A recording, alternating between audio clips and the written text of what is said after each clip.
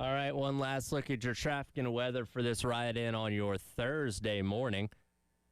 Got a couple accidents to report, one at Clemson Road and, Clemson Road and Earth Road, another one at Dutch Fork Road and Three Dog Road, then another one at Sunset and West Hospital Drive. Today, it's going to be high of 89, a little less humidity than it was yesterday, with plenty of sunshine. Tomorrow, high of 91, and then Saturday, high of 86, with some scattered evening and afternoon thunderstorms. Currently 74 here in Columbia on the game.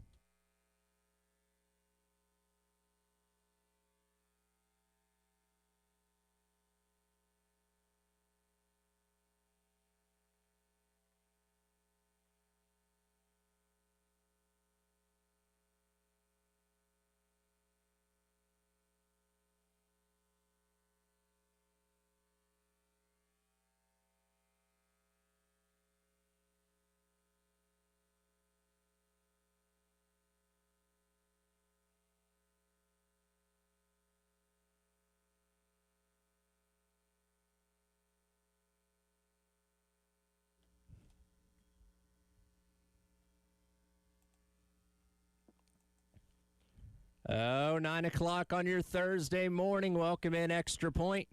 Tyler Head and Jack Veltri with you here on the game. Birdies with Beamer Day. Jack's got his best golf fit on there. Ready to rock and roll here in a couple hours, Jack? Yeah, I hope so. Yeah, we'll see how it goes. The car's loaded up with the clubs. Got my rollback polo on. I'm wearing flip-flops right now, but I do have socks and my shoes in the car. Wouldn't recommend flip-flops for playing golf. No. So, but no, man, we're ready to roll. I hit the range the other day. I was telling you yesterday I played 18 on Sunday, so I think I'm well enough prepared to go out there and have a good time today. Now, you still don't know who you're paired with, right? No, I do now. They was sent out yesterday afternoon, okay. So I'm paired with Alex Jones from the Big Spur. All right. Or Big Spur. Gamecock 247. That's going to take some getting used to, got to get used to it. It's going to take some getting used to. So, sorry to the TBS folks.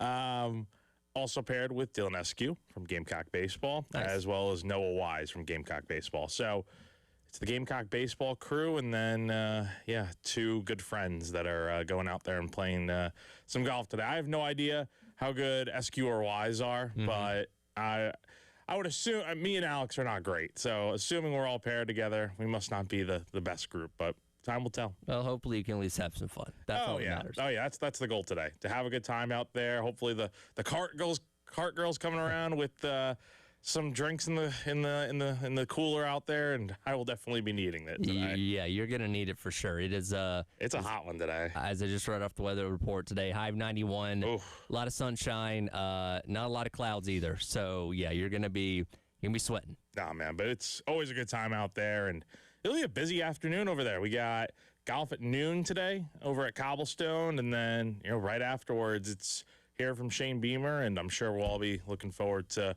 what he has to say. Obviously, I'm sure he'll give how much do you feel like has changed since last Tuesday with the team in general, but also I guess with the two injured guys with Peak and Stewart? Probably not a lot, from being honest. Like I don't know. Those things like what can he tell us today that he wasn't asked last week, or that we didn't know, or has changed? And I would imagine not a lot. Even if the progress of Stewart and Peak has changed, I don't know if he's going to tell us that, right? Like, he gave us the update that, Peak was doing some running, which, hey, that's great. When you have a lower body injury and you're a big guy like that, running sounds good. We take that as very much positive. I know said Stewart was still in the process of going through his stuff, which, again, as long as they're healthy by the time the Mississippi State game rolls around, which we'll get to in a minute, that's ultimately all that matters. So I don't know if we get anything different today, but it'll be asked at least. Yeah, no, it totally probably will be asked. So, but yeah, and then we'll hear from some coaches afterwards and the little gaggles. But yeah, so, and then to round out the night, it's going to be a busy day for me, because as soon as golf is over, as soon as media is over, I'm heading back home to Fort Mill. I'm going to see Spider-Man Brand New Day tonight. Nice. So yeah, I'm going to see it with my brother and a couple of my cousins. So we've planned this out for like a month. I had to change up the time for our movie because golf got pushed back. Yep. So But yeah, I will be on a mad dash over there as soon as I wrap up today. So. I will tomorrow. I'll have to ask you the question. How was it? Well, not just how was it, but my wife believes something specific's going to happen in this movie. Okay. And I want to get from you if it happens or not. So, but is it like a spoiler type of question? Because I could tell you off air. Yeah, then. I'll have to ask off air. Yeah, it would be a spoiler because we were talking about it yesterday, and she's like, and again, I don't want to spoil it. She's like, I think this is going to happen. So I can get from you because I don't know when we're going to get a chance to see it. What does she? I mean, I haven't seen it. Yeah. So what does she think? She thinks he dies. So I actually think the same thing as well. Okay. And this is just my theory. And honestly, I was telling Caroline about this yesterday. I'll make it quick. So, okay. So obviously you have this movie and then you got Doomsday coming up. And then next year is Avengers Secret Wars. Keep Secret Wars in mind. Okay. So in the comics, Spider-Man, the first time he wears the black suit, I believe, is in the Secret Wars comic, right? Okay. It's literally on the cover. He gets the symbiote suit. And he kind of has it the whole comic. So keep that in mind. Obviously, heading into this movie, what we've seen in the trailers, he has got something going on to where he's got enhanced abilities. Like, he doesn't have his web shooters. He's got the webs literally coming out of his wrists like Tobey Maguire. Yep. And then he's getting, like, these black eyes. Like, he's literally turning into Man-Spider. Yeah. So eventually, I think what's going to happen is it's going to take complete control of him. Somebody's going to have to kill him, whether it's the Hulk, the Punisher, maybe the villain of the movie who we don't even know who the villain is. Something's going to happen to where he dies. And then post-credit scene, this is my theory the entire time, and I think it's in the comics like this. Post-credit scene, we cut to a graveyard where there's a grave of Here Lies Spider-Man. And we look to the ground, and we see a black hand coming out of the grass, out of the dirt, out of the grave. And we get like a 1 second shot of the black suit Spider-Man. I think something like that's going to happen. I don't know if it will. I kind of hope it does. That'd be really cool. Because at some point, he's going to have to get the black suit because that is how it goes in Secret Wars. Okay. So, and he's not supposed to be in Doomsday. So, right. I don't know. I mean, maybe it's a Doomsday post-credit scene, but I feel like this would be the movie because I actually do think he is going to die. Okay. I'm glad you've thought about this extensively. Yeah. Her theory was off of, real quick, that Zendaya's been wearing like black on the press tour. She's like, hey, it's morning color. And they went, when they were in some other country where white is a morning color, she wore that as well. She's like, I think she's foreshadowing. And the other thing is, so if he dies, the black suit is meant to be able to, like the Venom is meant to be able to revive him. So that's how it connects. Sure. I don't know if it will happen. I mean, are you going to go see it? Yeah, we'll eventually go see it. But like, I don't mind. Yeah. I don't mind the spoiler. Yeah. I just want to know. I mean, that'd be a huge spoiler. I won't tell her, but I just want to know. I'm telling you, dude. If that happens tonight, it's going to be an absolute madhouse at the theater. It's going to be a good time tonight. Well, have fun with that. We'll get your take on it, and you'll have your review on Twitter. Yeah. But I won't. But I don't spoil. Well, you're not going to spoil. But you'll like, hey, this was a 9 out of 10 or whatever, and we'll get your thoughts on that coming up tomorrow. Let's talk some Gamecock football. Yes, we are 37 days away from the Gamecocks starting the season against Kent State, and the 37 brings us back to 2023, where South Carolina picked up the win 37-30 over Mississippi State. This is only one of 3 SEC wins that Beamer's had in the month of September, by the way. They've beaten Kentucky twice. They've beaten Mississippi State in 2023. That is it. Now, and you've played Georgia as like the #1 team in the country a couple times. We had the LSU game slip through their fingers a couple years ago, but like September in the SEC, not been very good to Coach Beamer, but this was one of those wins a couple years ago. Yeah, he has typically gotten off to kind of sluggish starts every single year. And honestly, man, he can't afford a sluggish start this year. Like, especially with how the schedule shakes out to where the first 6 games, I think, are set up for you to go at worst 4-2. At best, it would be 6-0, but I think realistically, you're in the 4-2, 5-1 range after 6 games. And that would kind of debunk, I guess, to some degree. Well, I don't know if it would debunk because the first 2 games you're going to win. It's the next 4 that it's like, if you go 2-2 in those games, then I think there is still something to be said about getting off to slow starts. And you can't have that this year because we know what's at stake. South Carolina needs to have a good season. He needs to have a good season.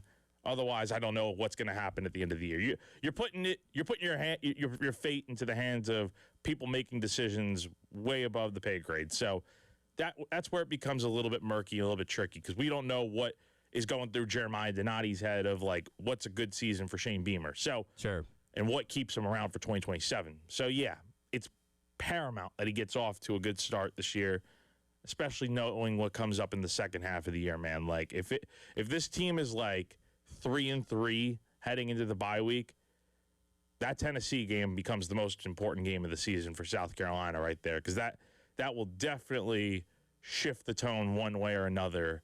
Like if they win, okay, keep your head above water. You lose that game, you're 3-4. Oh man, I mean, it only gets tougher from there. This is a season where you're counting wins, right? And look, you'll win the first 2 games. You should without any problems. All right, you're 2-0. If you lost to Mississippi State, well, then you're going to Alabama. If you drop that, suddenly you're 0-2 in conference play, 2-2 overall. I think Kentucky's going to be trickier than people think. Again, I had them pretty high in my media poll last week. You go to the Swamp before the bye week, and then as you mentioned, that back half of the schedule is a bear. So we look at Mississippi State, Kentucky, and Arkansas as the easier games, quote unquote, and you can't afford to drop any of those if you want a chance at making a bowl game. And again, if you start off behind the 8 ball against Mississippi State, it's going to be a long rest of the season after that. No, yeah, you cannot. Is it fair to say, like, in terms of most pivotal games, Mississippi State is obviously one of the biggest ones, but is it fair to say the loser of that game is essentially kind of in trouble the rest of the year? Probably. And again, at Mississippi State, I don't know how, at least for that fan base, how hot they view Levy's seat. They took a big step in the right direction last year, but if they reverted back to being, a 2-3 win team this year, then certainly nothing's impossible. They have their own tough schedule, LSU, Oklahoma, Texas, Ole Miss, obviously in the Egg Bowl at the end of the year, Alabama. So for them as well, if they fall to South Carolina in week number 3, and they could lose to Minnesota the week before that, they're really behind the 8 ball too. So yeah, both of these teams are fighting for stability, I feel like, in week number 3 to try and set themselves up for success for the final 9 games. That game's going to be huge. It is going to be a massive game. It's one that I think South Carolina should win, but are they going to? That's a whole different discussion. It's a game we're going to go into because, again, in weeks number 1 and 2, those are 2 teams that you should beat pretty routinely, right? And you might put up 50-plus points in those games. That doesn't tell us everything we need to know. We're all going to go into September 19th nervous of okay, what is this team actually, right? I don't care if you put up 70 points and 800 yards of offense against Towson. That doesn't translate over to Mississippi State. If you can go out there and score 45 points and beat them by 20, great. If you're struggling to get 10 points halfway through the third quarter, we've got problems, right? That's the game that sets the tone for the rest of the year. No, totally. It really, it would be a major wind knocked out of the sails if you lose that game to Mississippi State. Because then you're going on the road to Bama afterwards. And I don't know if South Carolina is winning that game. You do not want to be starting off 0-2 in conference. I don't know what's going to, I mean, that would be real bad, man. That would be really bad. You're kind of, to get to 4-2, 5-1 in conference, you've got to take care of business, specifically against Mississippi State and Kentucky. You lose those games, you may not win an SEC game, man. It is going to be tricky after that. They are fortunate to be getting those games early on in the year to where those teams are still figuring out what they're doing and what not, and they're not as experienced in the SEC, if it were later in the year. I mean, I don't know. You can't lose those games. But Mississippi State, yeah, the difference between starting out 3-0 into going to that Bama game or being 2-1, 0-1 in conference play, yeah, that's a massive difference right there. By the way, I forgot in that last matchup with the Mississippi State, Tulu Griffin going for 256 yards in that game for the Bulldogs. Is that right? Yeah, 256 and 1 touchdown on 7 catches. Now, it was also the night that Leggett went off because he had 2 touchdowns, including that long one on the, was it a crossing route or a slant that he just saw his speed? I think it was a crossing route. Yeah, but I don't know. It was a little deeper than a slant, I think. Because the defender had a bad angle, and he just ran away from him. Because in that game, Mississippi State had over 500 yards of offense. Carolina had over 400. No one a lot of defense that day. No, there wasn't.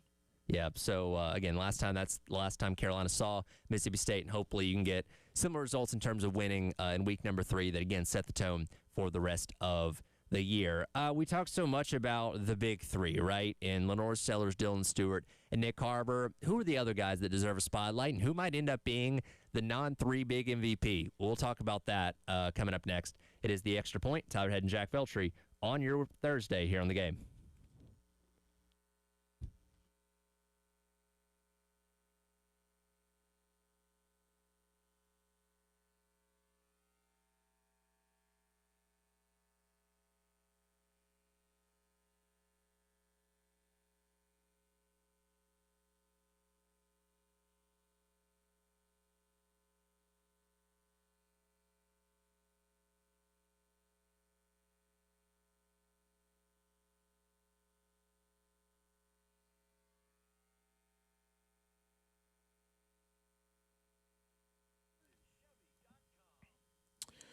At AAA Heating and Air, home comfort is their top priority. Give them a call today at 803-677-1500 to schedule a seasonal maintenance appointment.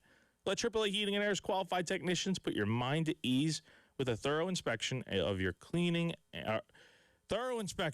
and cleaning of your heating and cooling system. Join their popular AAA Comfort Club to take advantage of special extras such as flexible visits, added discounts, as well as priority scheduling. AAA Heating and Air also offers indoor air quality products that work with your HVAC system to improve your home's air quality.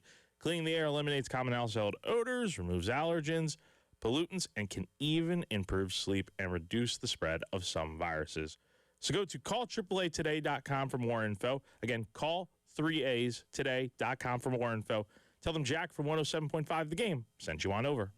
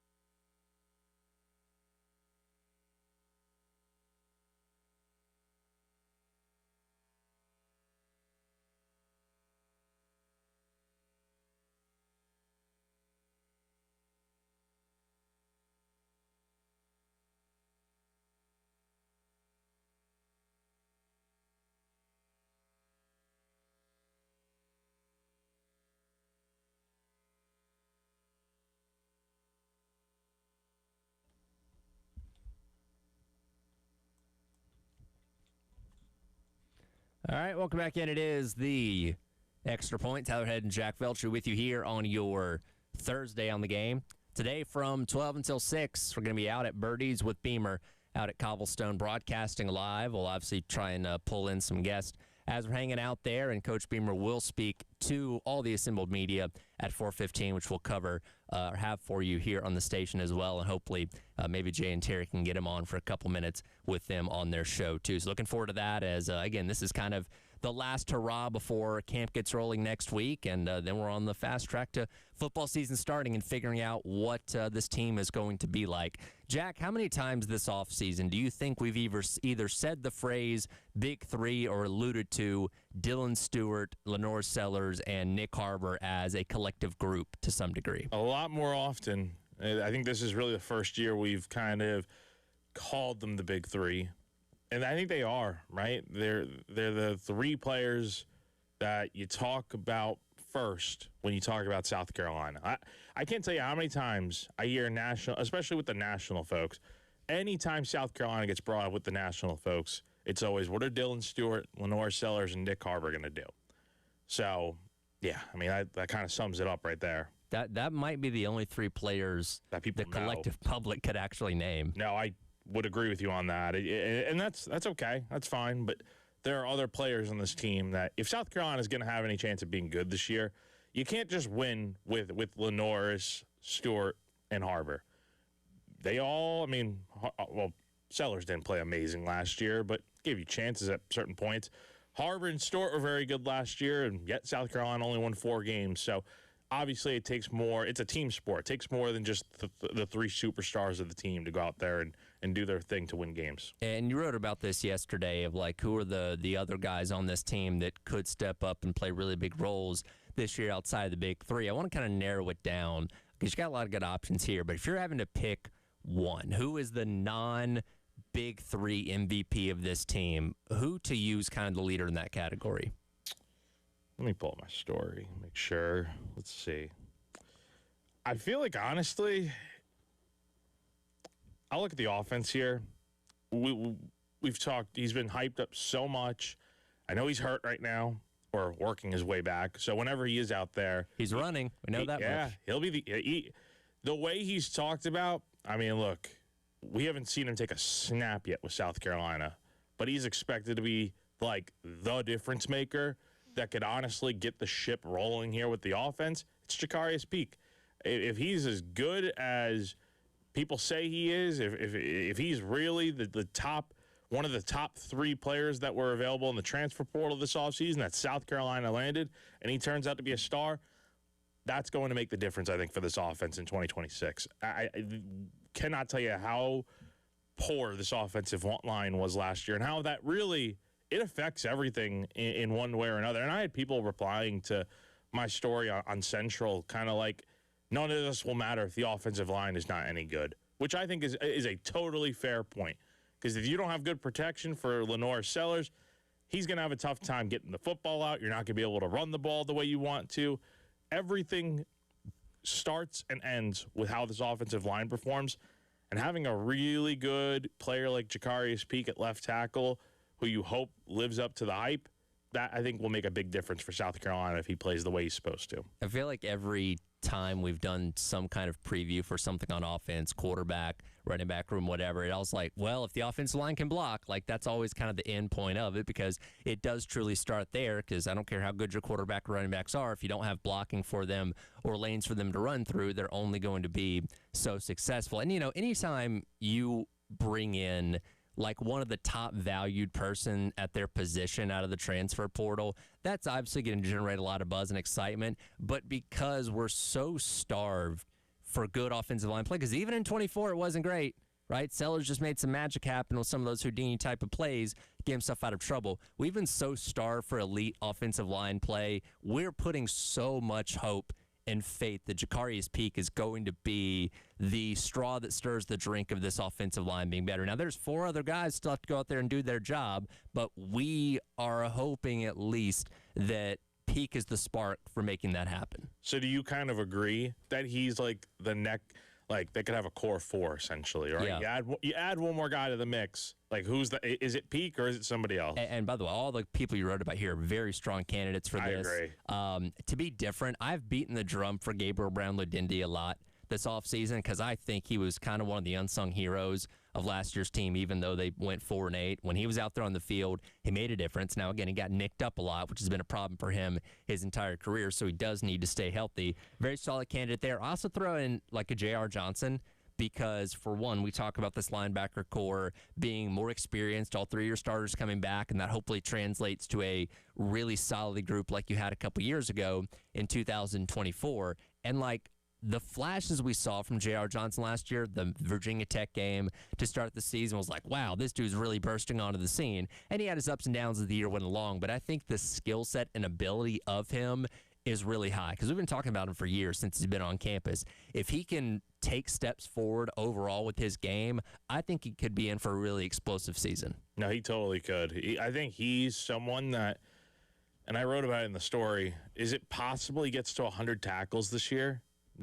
Nobody's done it since 2023 when Debo Williams did it with 113. So, I mean, I think it's possible for sure. And you look at the numbers, I mean, Debo made that sort of jump when he had, like, I think, like 60-plus tackles in 22.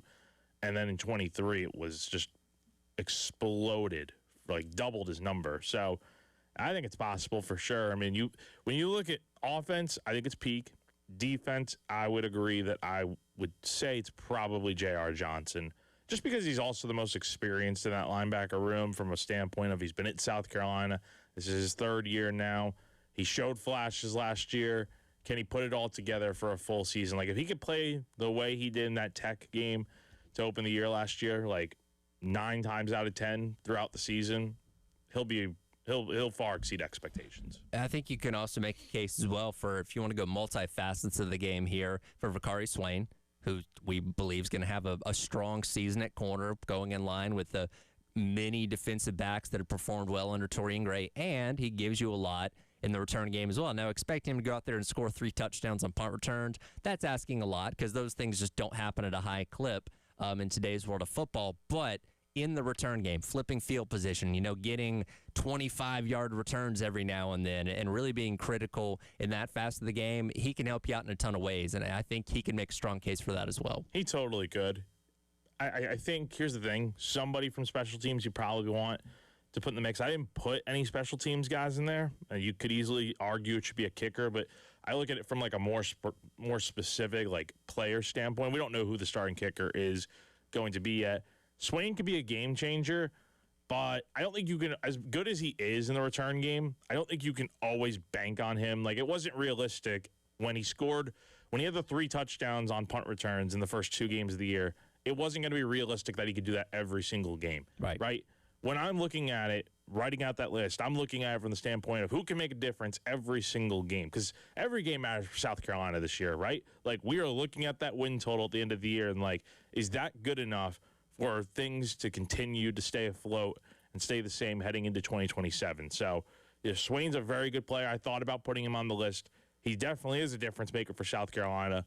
But from a punt return standpoint, I don't think you can count on him scoring a touchdown every game. Again, you can read Jack's full write-up of all the candidates outside the big 3 that could have huge impacts on the team this upcoming season. Again, 37 days away from South Carolina and Kent State. Coming next, we'll dive back into Big Ten Media Days. 2 of the bigger-named head coaches speaking yesterday, including Dan Lanning. When's he going to win his national championship? He'll give you his thoughts on that coming up next. It is the Extra Point. Tyler Head and Jack Feltry on your Thursday on the Game.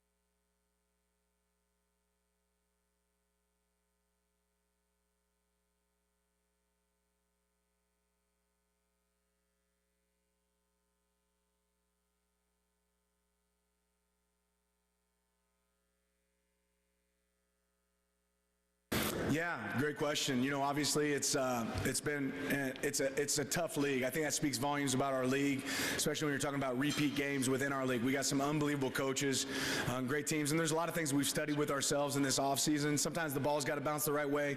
Sometimes you could do stuff different schematically. And I think we'll take all those notes, all the things that we've really studied about ourselves. We've studied some other teams that have won games in their second opportunity, and we're looking for our opportunity to be a team like that. But it means you got to be clicking on all cylinders at the end of the year. Obviously, Indiana had an unbelievable team last year. I think everybody that played them got to see that, and certainly everybody that watched, and then Ohio State the year before. So I'm excited about this group. It's a different level of experience that we have going into this year with this group, and a different coaching group as well. So should be a lot of fun. Welcome back in. It is the Extra Point. Tyler Head and Jack Veltri with you on your Thursday here on the game. That is the voice of Oregon head coach Dan Lanning as he gets to go into another season at the helm out there in Eugene, talking about trying to get past conference opponents in the college ball playoff. As he alluded to there, the past 2 years playoff runs ended with getting blown out by Ohio State in the Rose Bowl 2 years ago, and then getting dominated by Indiana in the Peach Bowl last season in the semifinals, where Indiana would go on, or both those teams would go on to win the national championship. So taking steps forward each year, because they were in the quarters the prior year, got at the semis last year. Is this the year that Oregon finally breaks through and plays for, if not wins, a national championship? We'll see. Dan Lanning, in an interview with Wilson Alexander of On 3, did say he feels like this team's close to winning the Natty. When you have that kind of roster and those kind of resources, you're going to be a factor every single year. And you got to think at some point Lanning's going to get it done, and we'll see if this year's the year. When we talk about coaches that haven't won a national championship yet, I think his is one of the probably top 3 names that pops up the most. And yeah, at some point it's got to happen, right? Oregon hasn't won a national championship. They've come close a couple of times. At some point it's got to happen. I mean, I don't know. I mean, I feel like they really had a good opportunity. What was it, 2 years ago? They were the #1 overall seed in the first year of the college football playoff, in the first year of the 12-team playoff, and then they got smoked by Ohio State in the Rose Bowl. So, which, hey, everybody got smoked by Ohio State that year for the most part. And then they lost to Indiana last year. So it's really Big Ten teams that they're losing to, ironically enough, in the playoff. Schedule's a little bit tricky this year. You've got at Southern Cal in September. You've got at Illinois, at Ohio State, Michigan at home, and then Washington at home, and then the Big Ten championship potentially. So the schedule's a little tricky. I think they maybe lose a game, but I think they're going to be in the playoff. It's just we expect them to be there. It's what are they going to do when they get there? That's really the question, and I haven't seen enough from Oregon or Lanning yet to feel like they can win a national championship just based on what they've done lately. But I feel like at some point maybe it'll happen in the future. But as far as this year, it's going to be tough, man, because the Big Ten at the top is really, really good. Yeah, the fortunate thing for Dan Lanning is, and look, they got Dante Moore coming back this year. He could have been a first-round pick if he decided to go to the draft last year. But in the NIL era, you can bring those guys back, and they have. You've got probably the best quarterback room in the country with Dylan Raiola sitting behind him waiting his turn, much like Dante Moore did, behind Dylan Gabriel a couple years ago. So you've got that. They've got talent all over this team. They got a lot of guys returning. They have some of the best returning production in the country, by the way. And unlike, a place like Carolina where we look at this season saying, man, if you don't win this year, you never know when that next opportunity is going to come. Oregon is always going to be in that mix, right? They're always going to have tons of blue chip talent. They're always going to have a ton of money to spend in the transfer portal. So every single year is an opportunity to be in that mix for the national championship, much like Texas with Steve Sarkisian and Notre Dame with Marcus Freeman. So your window of opportunity is not closing anytime soon, I don't think. But I look at this roster, I'm like, man, if there was going to be a year they could win, this would be the type of year because of what they have on this team. Yeah, you almost think like, if it doesn't happen this year, when's it going to happen, right? And here's the thing. You get into this interesting predicament of kind of like what Ryan Day, I think, was going through for a bit before he won a national championship. Like, if Dan Lanning doesn't win one this year, when's it ever going to happen? And at that point, like, as Oregon kind of reached their ceiling under Lanning, like, of just getting to the playoff every year and winning 10-plus games, like, is that good enough to keep Lanning going? Or is it like, I don't know. I mean, it's like from the standpoint of he's never going. He's kind of like the James Franklin situation too. Of like, okay, he's going to get you in a good position to make the playoff every single year. In some cases, make the playoff, but to win a national championship, it may not ever happen under him. Well, he was brought there to win national championships, right? Like Oregon sniffed around it. They played in a couple national title games. They've not got it done as of yet. And when you bring in Dan Lanning, who is coming off of the Kirby Smart and Nick Saban coaching tree, you bring him in there to elevate your program to that level. And look, I fully expect in the next 5 years, I don't know if it's this year, next year, or whenever, I fully expect Dan Lanning to win a national championship. Again, we talk about that small group of guys that are next in line. I think he might be at the front of that line. Now, again, doesn't guarantee it's going to happen this year because, Ryan Day or Kirby Smart could go out there and win another one, or heck, Kurt Signetti as well.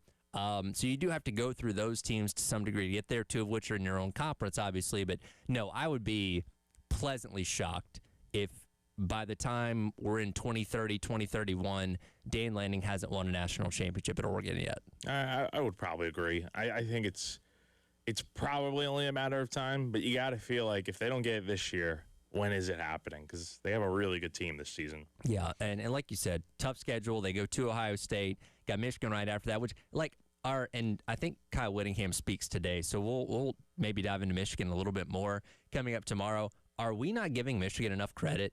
Talented team, good roster, really good head coach in Kyle Whittingham that I think is an upgrade from Sharon Moore. Like that, anybody playing Michigan this year better watch out. Schedule's tricky.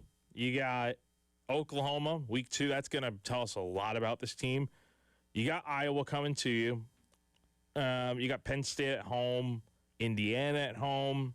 You go to Oregon, and then you go to Ohio State 2 weeks later. So I think they're probably – I don't know what to really expect from Michigan this year. I don't know a ton about them beyond Whittingham being there and obviously everything that went down Sharon Moore. If I'm looking at the schedule right now, I'd probably say they're like a fringe playoff team, like maybe like a 9-10 win team.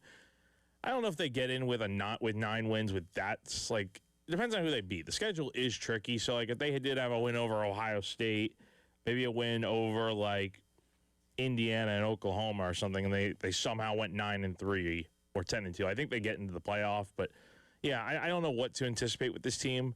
Schedule is tough, but yeah, I think Michigan's in a much better spot now than they were under Moore. Well, like I said, that's a tricky team for anybody in the Big Ten that pulls them on their schedule, and Oregon's one of them. And again, it's the week after they play Ohio State, coming up in November. One thing as well that's interesting about Oregon this year, and this is what happens when you're a successful coach, is you're going to get your coordinators plucked. We know Will Stein was the offensive coordinator. He's now the head coach at Kentucky, but also Tosh Lapoy, who is the defensive coordinator. Now, Lanning has a big hand in the defense because that's, his, side of the football by trade. He was a defensive coordinator at Georgia for taking the job at Oregon. He loses him as well, and they are promoting co-OC Drew Maringer to be the full-time OC, and they're promoting defensive backs coach Chris Hampton, who was formerly the defensive coordinator at Tulane, to be the full-time guy now they're at Oregon. And I'm a believer. I've said this with John Sturmall last week when you talk about his hires at OC and DC. You're only as good as your coordinators as a head coach, so you're moving on from 2 really good ones to 2 guys that you don't know as much about. And I'm not saying that's going to make, Oregon win only 7 games or something like that, but those kind of coaches can be the difference in winning like 10 and 11 games and being a threat for the national championship and just winning like 10 and getting bounced in the first round type of thing. Yeah, there could definitely be a drop-off it's just tough because you don't really, like you said, Tyler, you really don't know what you're getting out there until the season begins. And that really may be the difference ultimately at the end of the day. But I think they do have the talent. They got the offense, I think. I think they got the playmakers to make this happen. It ultimately is just going to come down to, are they going to show up when the lights are brightest in the playoff? Because really the last couple of years they have just not been able to get the job done. Well, one team they're going to have to go through to get to that national championship is Ryan Day's Ohio State team. Coach Day spoke yesterday. We'll hear from him coming up next to wrap up hour number 1. It is The Extra Point. Tyler Head and Jack Feltry on your Thursday on the Game.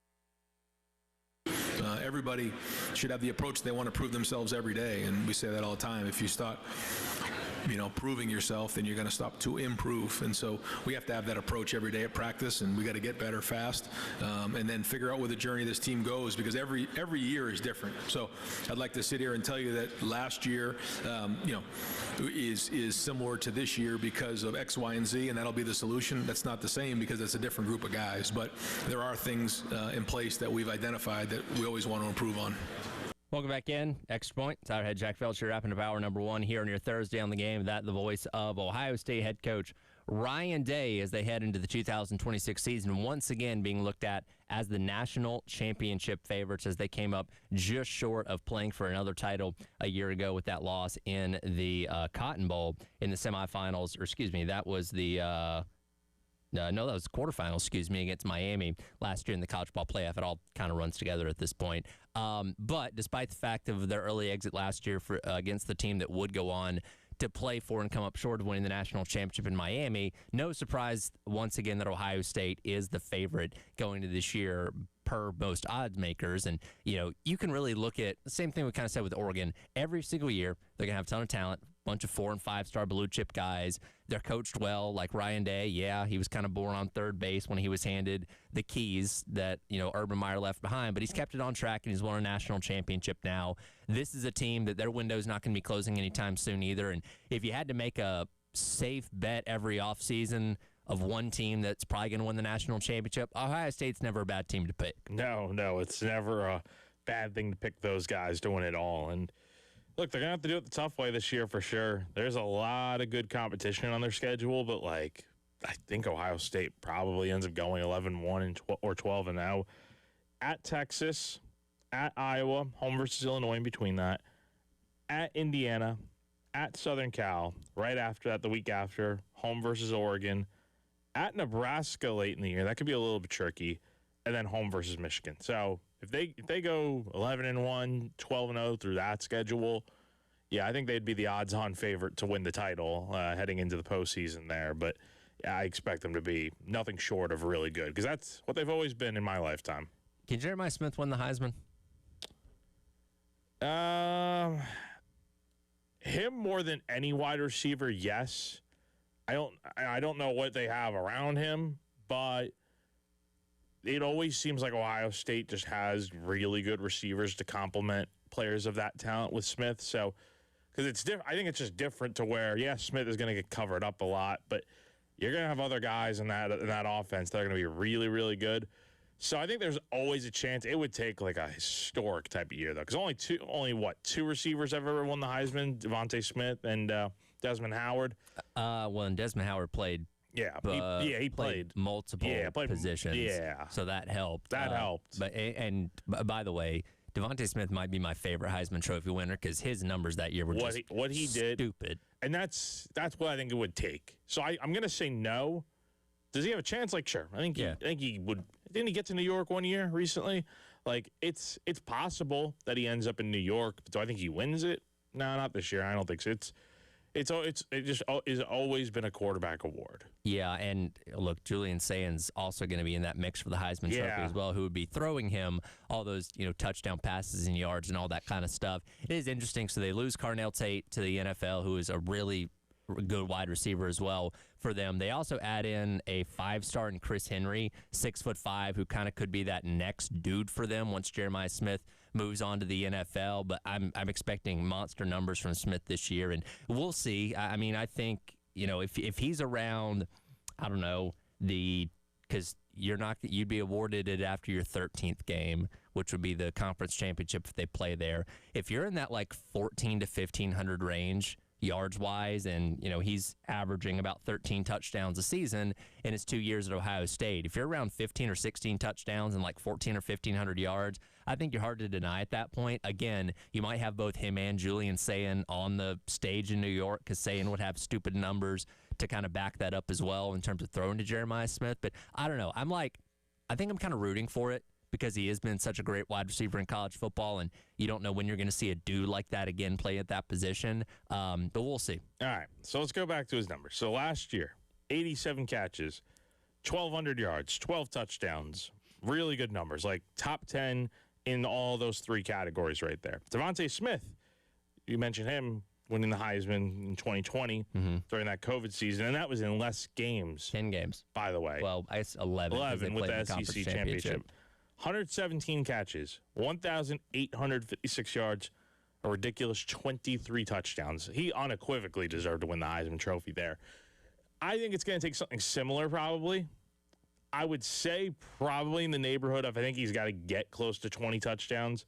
He's got to get over 1,600 yards, I think, and he's got to surpass 100 catches. I think that's what would get it done, I think, potentially. Well, the unfortunate thing for Jeremiah Smith, in case you've forgotten, is Ohio State did hire Arthur Smith in the offseason as their offensive coordinator because Brian Hartline, I believe, went to South Florida to take over since Alex Golish left. And for those that remember Arthur Smith in the NFL from his time as an offensive coordinator in Tennessee, most recently Pittsburgh, and as the head coach and offensive play caller for the Falcons, he loves throwing to tight ends. So I'm interested to see how many reps or how many receptions maybe get taken away from Jeremiah Smith to throw to a tight end. He couldn't bring Jonnu Smith with him to Ohio State. That's his guy in the NFL. But, man, he loves the tight end getting the football unless it's, of course, Kyle Pitts in Atlanta. Yeah, and the other thing I just wonder is they're going to have so many good playmakers in that offense. You can always bank on that every year. Is it a case where it's like Smith would have to be far enough? He's going to have to get the bulk of the receptions, which he should because he's that good. But, what about these other guys in that offense? How good are they going to be compared to what Jeremiah Smith is going to be able to do? So I wonder. I mean, you look at last year. I mean, he had Carnell Tate right behind him who had 875 yards receiving. He's obviously in the NFL now, so you take him away, but they're always going to have someone right behind him to, be a playmaker in that offense. But I could definitely see this being a huge year for Smith. I think he ends up getting to New York. I'll say that. I think he gets to be in the Heisman Trophy ceremony, but I don't know if he's going to win. It's going to take a really special year, just like Devontae Smith had. I don't know what it is. I just love watching dominant wide receivers play, and Jeremiah Smith is a guy that is in rare form, and my God, he could have been a first-round pick 2 years ago if he came out after his freshman year. So we'll see what he does in his final year in college. Yeah. I mean, let me pull up his numbers from his freshman year. 1,300 yards, 15 touchdowns on 76 catches. On less catches. Yep. So put up those numbers, but add 40 more catches. What does he get? We'll see. We'll see. Going to be fun to watch. Gets close. Again, Ohio State, as they are every year, going to be in the mix for the national championship. Coming up in hour number 2, we'll hear what Kevin Schnall had to say on the postgame show. Also, Tate Davis of Gamecock Softball going to hang out for a few segments as well on your Thursday on the Game.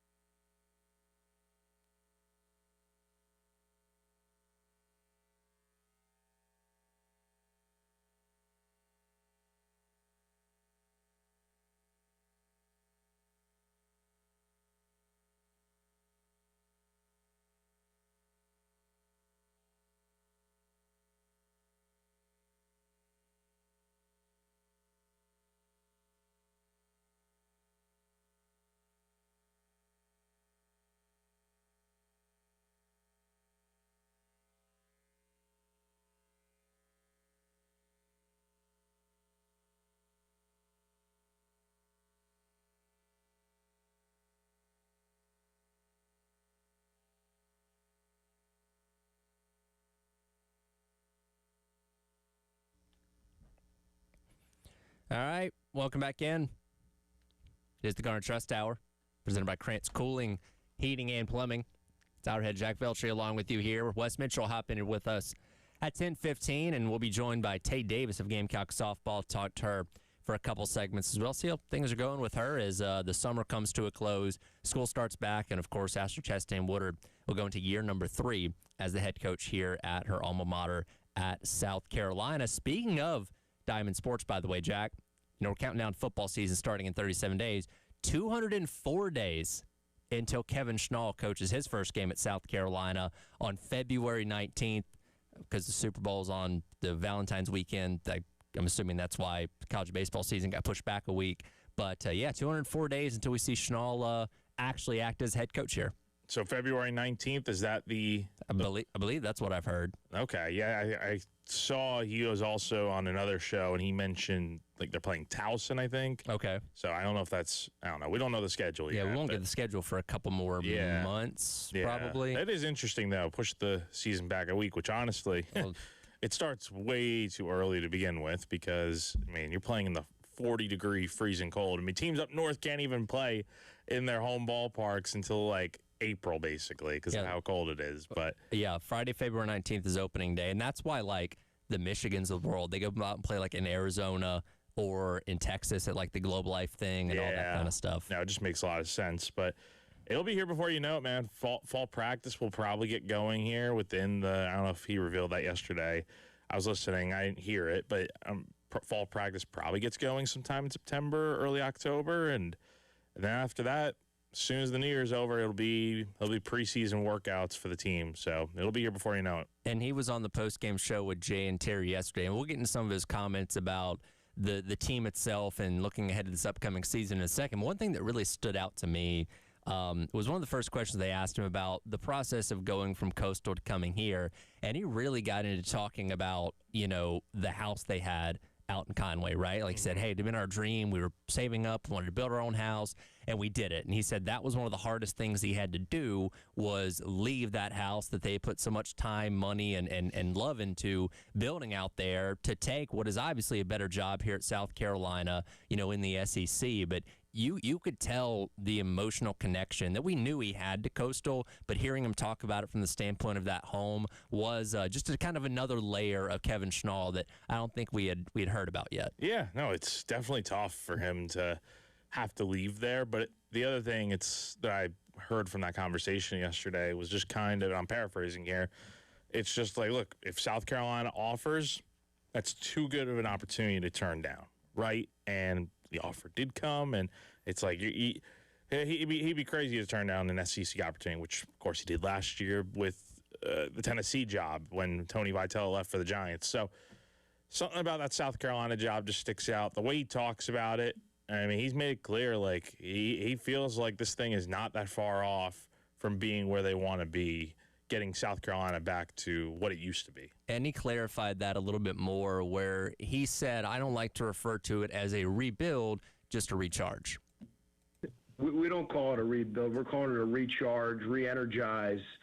The bones of this place are special, and I reflect back when I started coaching in 2000, and as you guys know, that was the heyday. 2000 to 2012, the legendary Hall of Fame coach Ray Tanner, what the program was during that time, and it was the standard. It was the biggest, the baddest, best program in all of college baseball. 9 super regionals, 6 trips to Omaha, 2 national championships. Founders Park just being in this place now, like I said, the bones are there, and it's a cool situation because we as a staff now have a chance to put our touches on some things now in the stadium and do some things in the hitting facility. The administration has been absolutely awesome throughout this. We've got a new weight room coming in November. Our locker room's being renovated as we speak.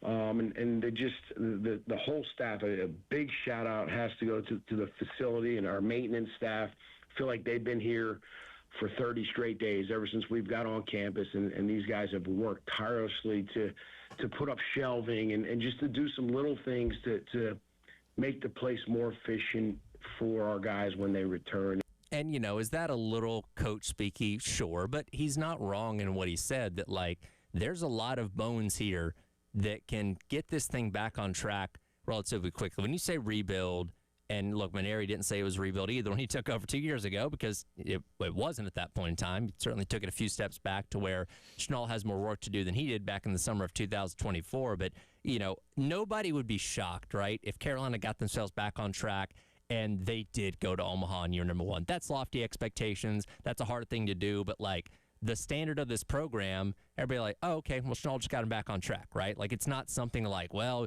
it's going to be 3-4 years or anything like that's possible, especially in the transfer portal era, which he's done a lot of work in so far since he's been here for 6-8 weeks, however long it's been.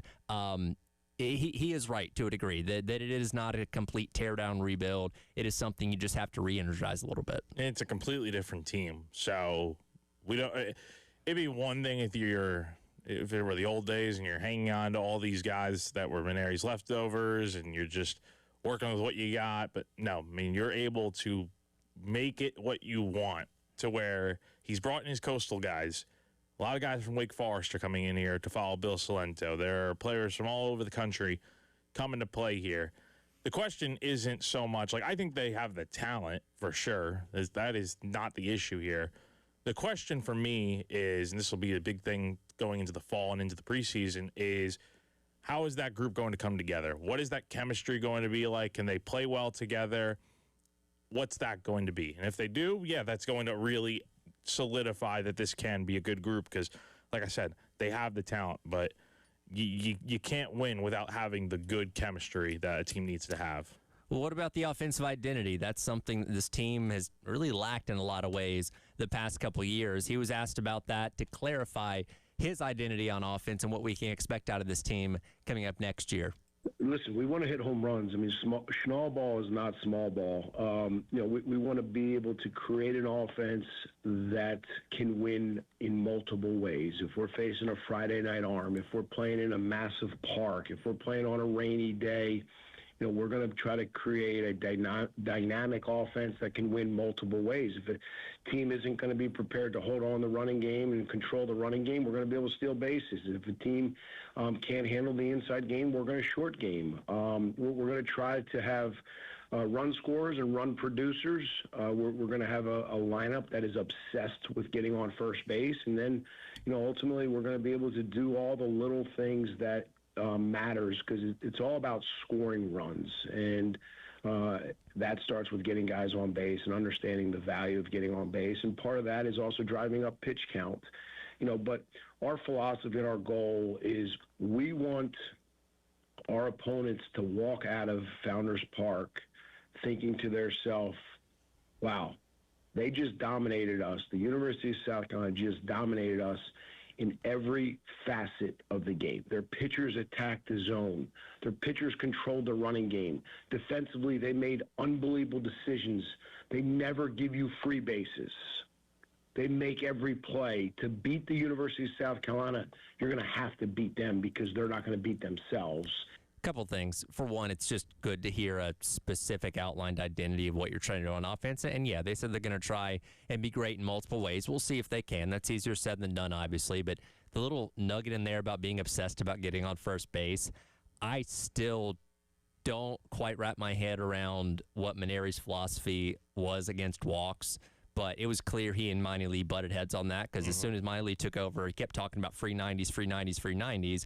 And Schnall's like, hey, we're going to be assessed however it's going to be, whether it's hits, whether it's getting hit by a pitch, walk, whatever, getting guys on first base, moving runners, and ultimately scoring runs. Like, I love to hear it. I never understood what the deal was with not being okay with taking a walk. Like, do you want your guys to swing at terrible pitches then and try to reach base that way? Because guess what? You're going to be striking out a lot if that's the case. And, of course, South Carolina did just do that.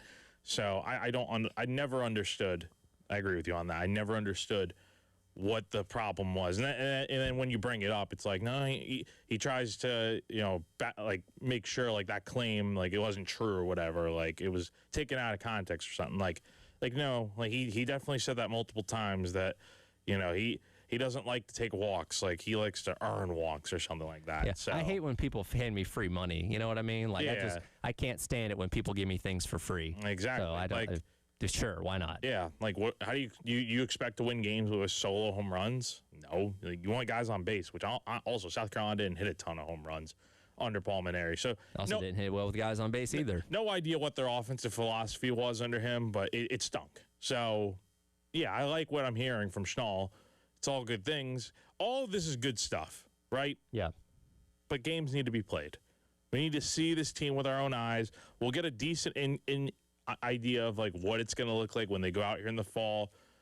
They play against some teams. They get in scrimmages, see how guys look, and then go from there. But, yeah, I mean, on paper, everything's going well so far. But you got to now go out there and you got to translate it over to success on the field. Well, and not just that, because, look, nobody goes undefeated in baseball, right? That's not how this sport works, and you're going to have ups and downs. You're going to have bad weekends. Heck, you might get swept by a couple teams in the SEC. I'm interested to see now that Schnall is at a bigger job, now that Schnall is dealing with as much media, us, you guys that write and all that on a day-in, day-out basis, how he handles that adversity, right? Because Schnall's an intense guy. We've heard that from him at Coastal when they went and played for the national championship a couple years ago. He went in during baseball season. He had some fun with Jay and Terry yesterday, but he's as intense comes. And when things aren't going well, how does that go? How does he handle that kind of pressure, that kind of adversity? And not that I doubt that he can't. I'm just interested to see how it goes. Yeah, he could definitely, I think, handle the pressure of being here. It's going to be different, right? It's not Coastal Carolina where, and I know they have their own media contingent out there, like. I don't think it's not high a volume as it is here. It's not what it is here. And on a regular basis, it won't be like that huge. Like when you get to postseason time or beginning of the year, yeah, you'll get like TV outlets there all the time and whatnot. But like during the year, like it's really going to be, a couple of us out there, and it'll be tough questions from time to time. But yeah, I mean, there will be and it's also not even just that, the media, it's the fan base I think the expectations here are different.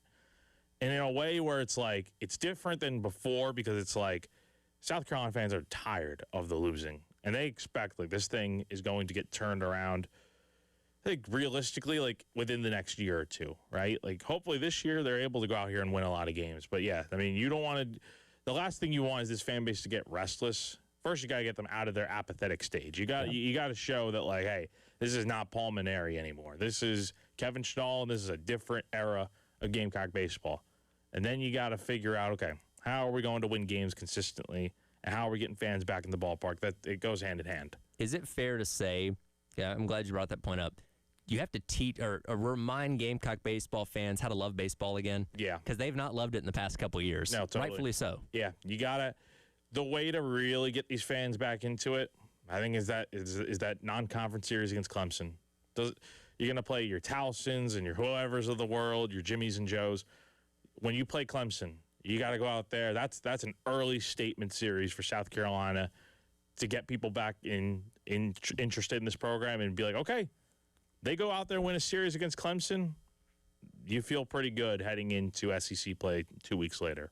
Yep. We'll find out again. 204 days with, I think, Towson start the season on February the 19th. But again, Kevin Schnall speaking to Jay and Terry yesterday on the postgame show. Jack, we're about to head out to Birdies with Beamer. We'll see you out there, and we'll get your golf recap and your Spider-Man recap tomorrow morning. Yeah, man. Looking forward to it. Hopefully, both will be good, but I'm banking on that Spider-Man recap being good. Well, hit him straight. Golf, we'll see. Hit him straight and try and stay cool. I'll try. Thanks, buddy. Tate Davis of Gamecock Softball going to join us coming up next for a couple segments as the Garnet Trust Tower, presented by Krantz Cooling, Heating, and Plumbing, rolls along on your Thursday on the Game.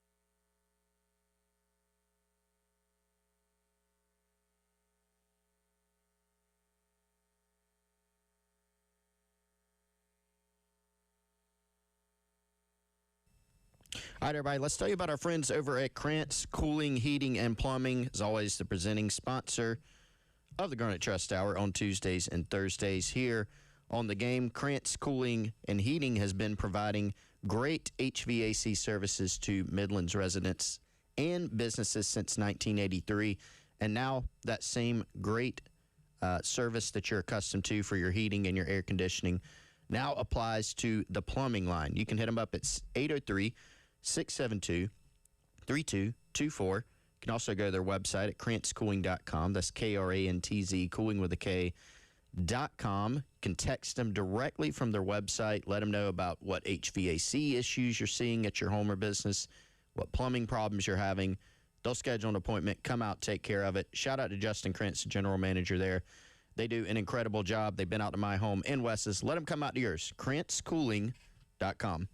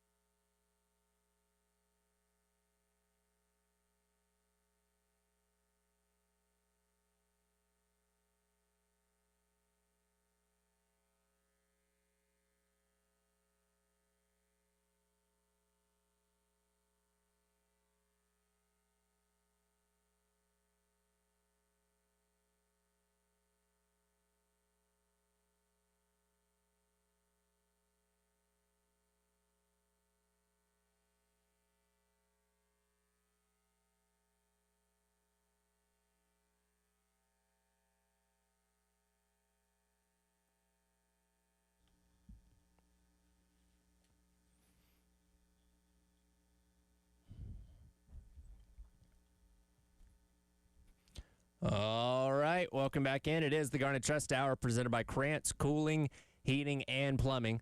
Tyler Head, Wes Mitchell hanging out with you here on your Thursday. Happy to welcome in another Gamecock athlete, this time Tate Davis from Gamecock Softball, going to be hanging out with us for a couple segments. Tate, appreciate you taking your time.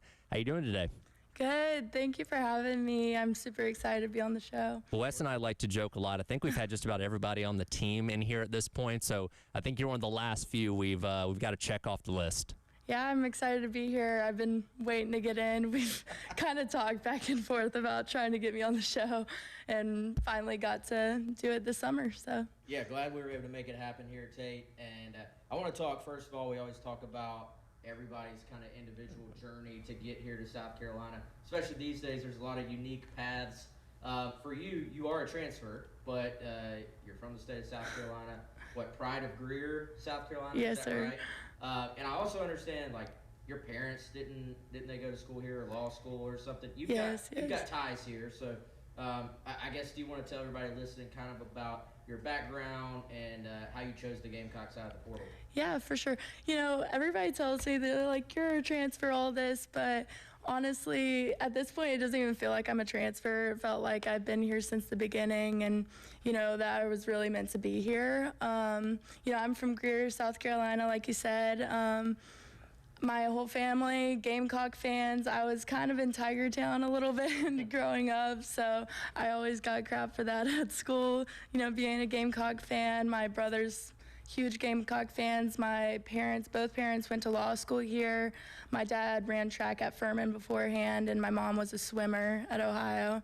She doesn't like me to say that, but I brag on her. But yeah, I went to Greer and then committed to Ole Miss, played my freshman there, freshman year there, and then ended up coming here after that.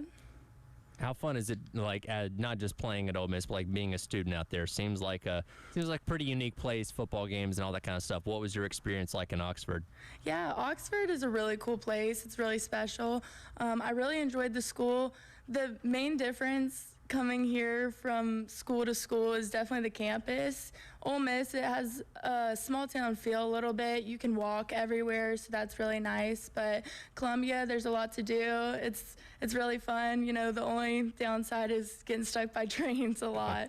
But football games are really cool at Ole Miss, and it's definitely a I don't know, there's like a lot of stuff surrounding Ole Miss to make it really cool. Like the colors, the coaches, everything, everybody kind of, it's a very niche school a little bit, in my opinion. But I want to talk a little bit more about your parents. So it's funny how many different athletes we have that have parents with these athletic backgrounds as well. Swimming and track for you, how did you end up on the softball field? And did you have a highly competitive household growing up? Was that something where you had to fight for food at the table? Like it just kind of every day was a little bit of a battle for you growing up? Yeah, for sure. My brothers were probably watching this saying, oh my gosh, was it? But I'm the youngest of four. I have two older brothers and an older sister. My older sister, love to brag on her. She wasn't into the athletic scene, but she's super smart. She's in med school right now. And my older brothers both played baseball. My oldest brother, he played for Landon Powell at North Greenville, who was a Gamecock star here. So, more ties there. Both my parents, super competitive. My mom's super competitive. She was an Olympic trial swimmer. She was insane, 4-time All-American. And my dad, he ran track a little bit. So yeah, it was super competitive, but it was a really cool family household to grow up in. My brothers always pushed me to be better. I played baseball for a little bit until I got big enough or, old enough to play softball. So as soon as I was walking, they put a bat in my hand, so I fell in love with the game. Like a lot of people in the backyard playing wiffle ball with my brothers, that's where the love of the game for me stems from. And now, is that the only primary sport you played? Did you play other stuff too? Yeah, I played volleyball too. I played everything throughout elementary, middle school, but once I got to high school, I really locked in on softball.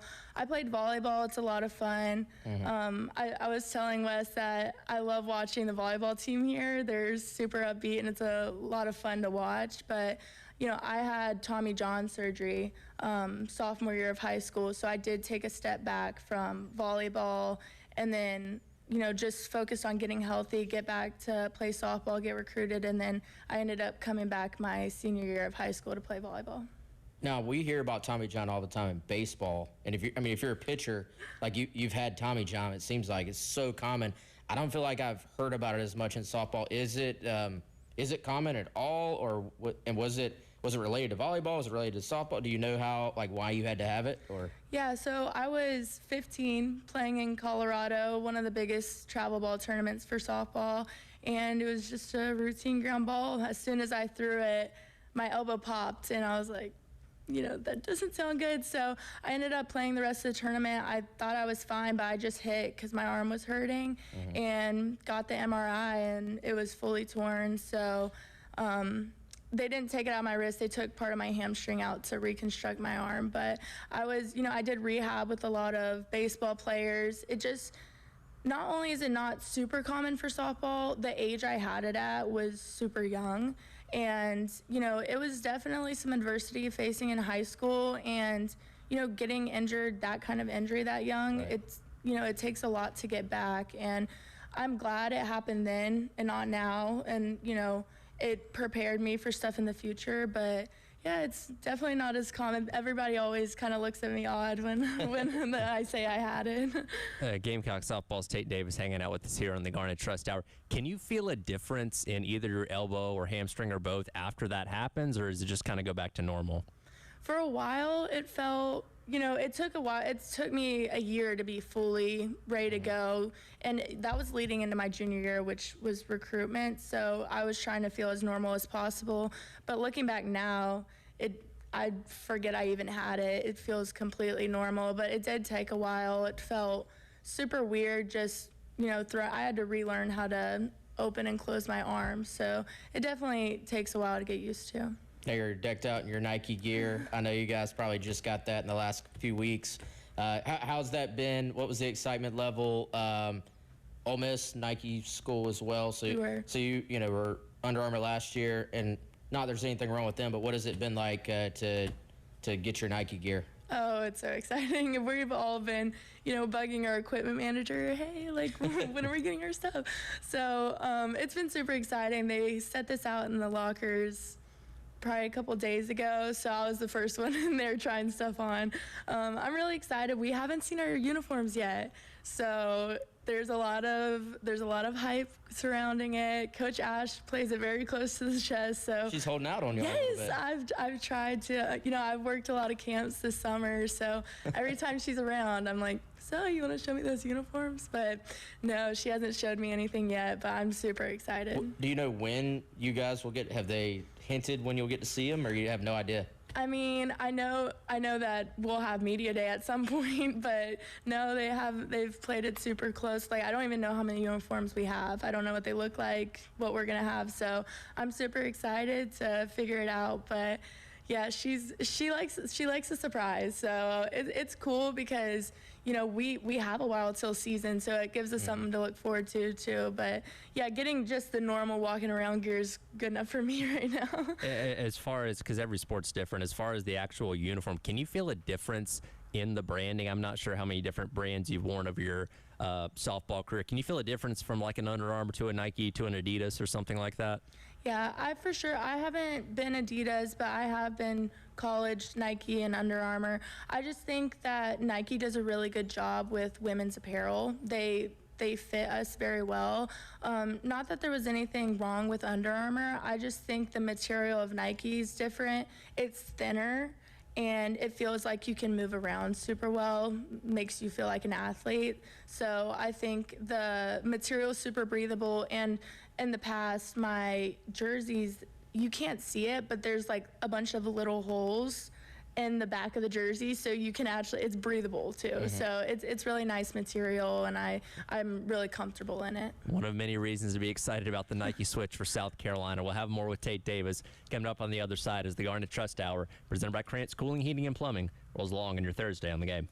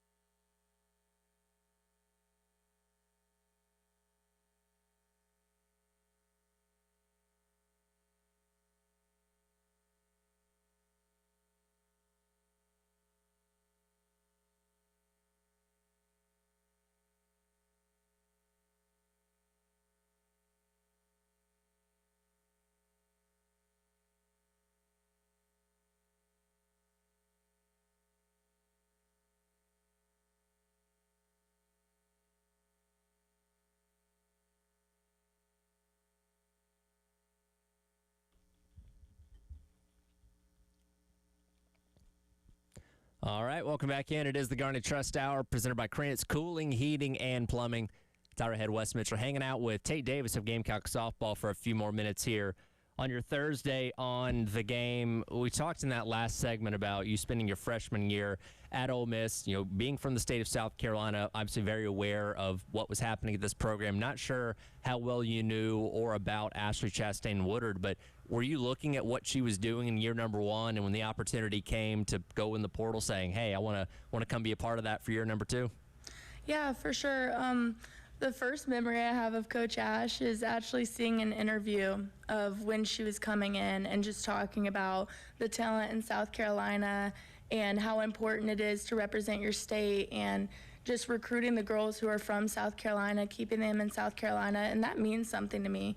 You know, our community, all of the girls around South Carolina are huge supporters. So, you know, when I got a chance to come back and play, I was super excited. But, you know, when I tell this story, I don't think people realize me and Coach Katie, we have history. You know, she recruited me to Ole Miss. I committed to her. So I wanted to play for her, and she ended up going with Coach Ash. So I didn't play for her my freshman year, but as soon as I entered the portal, she was my first call. So Coach Katie and I are really close, and I jumped at the chance to get to play for her. Coach Katie is somebody that Coach Ash has talked to us about, just her mind for the game, approach at the plate, talk about y'all's process and stuff like that. What was it like to work with her for, your first year and now going into your second year? Can you give us some insight on what that's been like? Yeah, well, when I came in, I felt like me and Coach Katie, we just clicked. Her style really works for me, and it's not even a style, but just how she talks about the game. It always just made sense to me. But the great thing about Coach Katie is she can explain the same thing in 5 different ways. So if you don't understand it one way, she's going to explain it something like another way to get you to understand what she's saying. So that's why she's so good for all of the girls. But Coach Katie, all of her process, her, how we scout pitchers, everything, it kind of clicked for me super quick.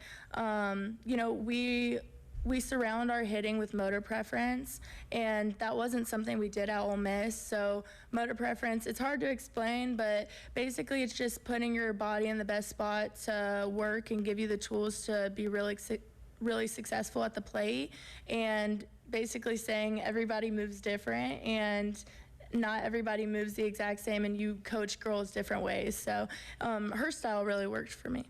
So being at Ole Miss last year, you guys got the opportunity to go and play in the Women's College World Series out in Oklahoma. Of course, South Carolina's so close to getting there themselves, only coming up about an out short there. When you look at what this team was this past year, what you guys are building for 2027, what does it take to be a Oklahoma City type of team, and what do you see out of this program right now leads you to believe you guys can do that? Yeah, it takes a special group of people. It really does. It takes a special group of people. When I came in my freshman year at Ole Miss, if you would have looked around and asked us if we were going to end up in the College World Series, we would have laughed in your face. And that's just the truth of it. Our program had never went before. And it takes a close-knit girls, like a group of girls to really get there. And you got to get hot at the right time. We struggled my freshman year, and we got hot at the right time and made it there. The difference here is I think it's not by chance that we're going to make it there, because we will. It's our culture, how they recruit, bringing the right people in. It's a longevity. This year you can call it rebuilding, but we're bringing in girls who have great character and are really going to fit the program and what we believe in here. So every single year we're just going to build on that, and it's never going to be a rebuilding, because we have the same culture and same standards every year. So I think that's what's going to take us far. Now, you mentioned earlier that the season is a long way away at this point. So day in the life right now, obviously you guys haven't started like team fall ball or any of that stuff yet. Can y'all do on-field group work, or like what does right now look like for you guys, and what's like the next step? Yeah, so there's some girls here over the summer. A lot of girls went back, some played summer ball, but for me personally, I've been living in Columbia all summer. I get up in the morning, go to PT, go lift, get my work done, and then I go to the field do all that. And we had our freshmen living here over the summer, and now we're starting to get some transfers trickling in and starting to move in. So it's been nice to be able to work with the girls on your team individually. So me and my roommates are going to the field after this. So that's what it's looked like, and we just get our work in on our own. Couple more minutes here with Tate Davis, Gamecock softball. I know Wes is going to ask you a food question here in a second, but I was reading you are a massive Harry Potter nerd. Is that correct? It is. Call it out. Where did that love come from? I'm assuming you've read all the books and at this point seen all the movies. Yes, I have. My brothers, yes, we were a very athletic family, very competitive, but I'm going to call them out. They're definitely nerds, and they make me watch Lord of the Rings. They forced me to watch Harry Potter, and turns out I ended up loving it. My dog, I've definitely talked about Dobby on here, but he's actually named after a Harry Potter character, so we all know our houses, and it's so nerdy talking about it, but it's true. And it's, me and my family are super close, so we had a couple movies, series and shows that we always watched as a family. Goblet of Fire was my favorite movie. Which one was yours? Probably Half-Blood Prince. Okay. So other than watching Harry Potter, what are you doing when you're not playing softball? Are there other hobbies? Are there secret talents? What kind of takes up your time, even though I know softball does take up a ton of time? Yeah, well, we like to do some fun stuff. We play pickleball on the down low, so, I'm pretty good. So. I was about to say, are you the best on the team? No, we had a pickleball tournament, actually, as a team, and Jamie McKay and Tori won. Guys, we didn't pick our partners, and I'm not going to out my partner, but she totally screwed me. But no, it's fun. We're super competitive, so when we're not playing softball, we like to do stuff like that. I was telling him that we all live close together, so we'll do movie nights and dinner and taco bar, whatever. So we're always finding something to do when we're not playing softball. Yeah, Tyler, I got to get my food question in. I know. We ask everybody favorite meal, not when you're having to eat certain things for athletic purpose. This is if I can make the perfect plate of food, what is going on there for Tate Davis? Well, the first thing that comes to my mind is steak, obviously. Okay. Actually, maybe it might have to be hibachi. I love hibachi, so steak. I'll still get the steak in there. So fried rice, steak, cooked medium. Get some yum sauce, soy sauce. I am sold. Yeah, I love hibachi. So shout out to Nami. They we go there all the time. So Can you cook it yourself too, or you're letting them? I'll let them cook the hibachi. Okay. All right. No. So Nami, we need an NIL deal. No, Julie, she's been giving me some cooking lessons. So I'm a baker, but I haven't gotten the cooking gene from my mom. So. What are we baking? What's your favorite thing? Banana bread is my go-to. Yeah. Never mad about that. Could have brought us some. Just saying. All right. No, I'm waiting for the bananas to get a little ripe. Okay. All right. Hey, we're about out of time. So what's the goal for you personally this season? Anything in particular you're kind of focused on, you're working on? Get specific for us. What's the approach this offseason for you? Yeah. I think this past year, I started hot, ended hot, but I just want to stay super consistent throughout the season and really compete every single at-bat, every game. So just not let myself get in the way of my own self, being a good teammate, keeping the culture where it's supposed to be, but compete and win. That's what I want to do. So hit the ball hard, and the results will happen, and we'll go far from there. We still got some time before softball season gets here, but certainly can't wait to see what you guys are going to do when the spring does roll around. Tate, we appreciate you hanging out with us for a little bit here today. Thank y'all for having me. Tate Davis there of Gamecock Softball hanging out with us here on the Garnet Trust Hour, presented by Krantz Cooling, Heating, and Plumbing. Certainly wish you and your team the best of luck in the spring as well. We'll come back and wrap up the hour on your Thursday on the game. All done.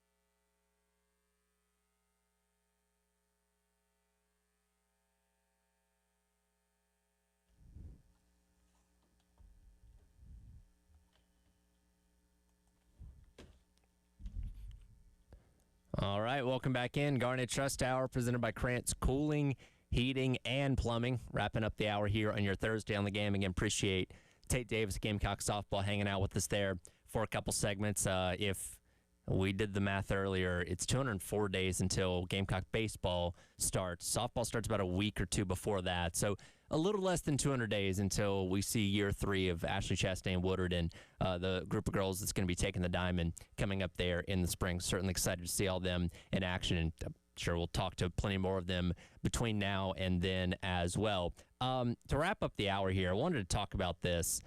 I can't figure out how much power the NCAA has, right? Like we're in this era of college sports where they can't seem to enforce a darn thing. They can't seem to punish anybody, yet out of the blue yesterday, we get this news that Tennessee's very important linebacker, Arian Carter, is going to be serving a 2-game suspension for their season opener against Furman, and then game week number 2, a very important game in that against Georgia Tech. And this all stems from a $427 flight that he took when he initially was going to go into the NFL draft this past spring. He took a flight that was paid for by an agent that was helping him in the pre-draft process. He eventually decided to come back to school, was dealing with an injury, I believe, and paid this agent back, or paid the money back for this flight, no longer works with the agent anymore. But now the NCAA is coming in and saying, well, now you can't play the first 2 games. For one, I seriously question anytime the NCAA tries to do these things now, because, again, they've gotten all the power zapped from them at this point. Like, if he just went out there and played these first 2 games, like, what could they actually do? You know what I mean? Like, I know they're ruling this, oh, he's ineligible, can't play these first 2 games as a punishment. What if he did play? Could they actually do anything? Could Tennessee actually get into more trouble from the NCAA if this guy played? I don't know, but because again, everything's so wide open now, right? And they have the issue with him signing with this agent in the pre-draft process, even though you can sign with agents while in college to facilitate your NFL deals. Apparently, this is a problem with the lead up to the draft and him paying for this flight and all that kind of stuff. Again, a flight that he paid back.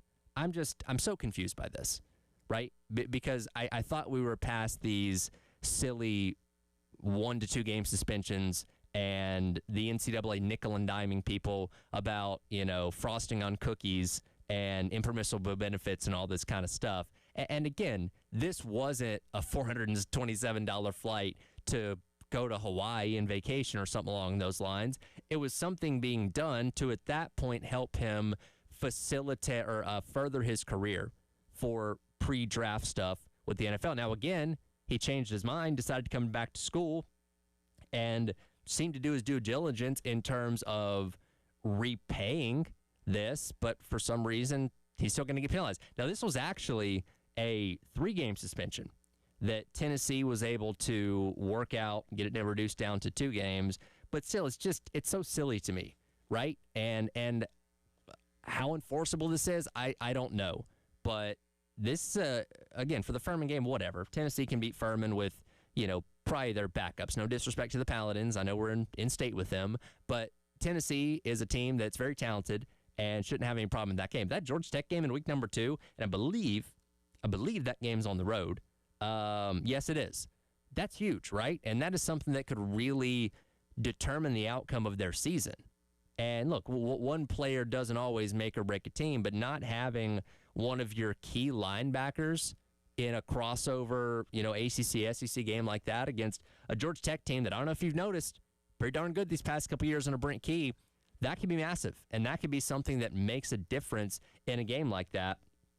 He was actually the SEC's leading tackler, averaging about almost 8 tackles a game a season ago, all SEC. So, again, this guy is a high-level player. Carolina's going to have to see him when they play, Tennessee coming up in their 7th game of the season. But I'm so confused why this is a thing, right? And something as petty as a flight that he repaid, and I would imagine, I don't know what he's pulling in NIL, but I don't think, paying back $427 for a plane ticket, burned a hole in his pocket necessarily. I think he's probably pretty well off considering how good of a player he is at a place like Tennessee, which we know has good NIL resources. Look at some of the guys they pay coming out of high school in the past couple of years. It's just, I don't know. Just when you think the NCAA is dead and buried, something like this pops up, and you're like, okay, sure, I guess. I don't know what comes of this. Again, if he just plays in the first 2 games, what can they actually do to him? I don't know. But it was something that a lot of people weighed in on with their opinions yesterday when this news did hit the headlines and in the timeline. And we'll see what comes of it. Again, they did get it reduced down, but it's just further proof how I don't know, how nonsensical all these things are in today's wild, wild west sort of college football, where you can get paid tens of millions of dollars. You can, be poached by other schools while you're on campus of the school you'd already committed to. But hey, don't take a plane ticket from an agent in the pre-draft process. That is crossing the line. That's too far. And by God, you're going to sit 2 games because of it. So there you go. Arian Carter sitting out 2 games for Tennessee because the NCAA is trying to grasp at whatever kind of power they, I guess, assume still have left. So we'll see what happens with that. Coming up next, Gamecock Central Takeover Hour presented by Firehouse Subs. 37 days to kickoff. What's the trivia question? Find out next here on The Game.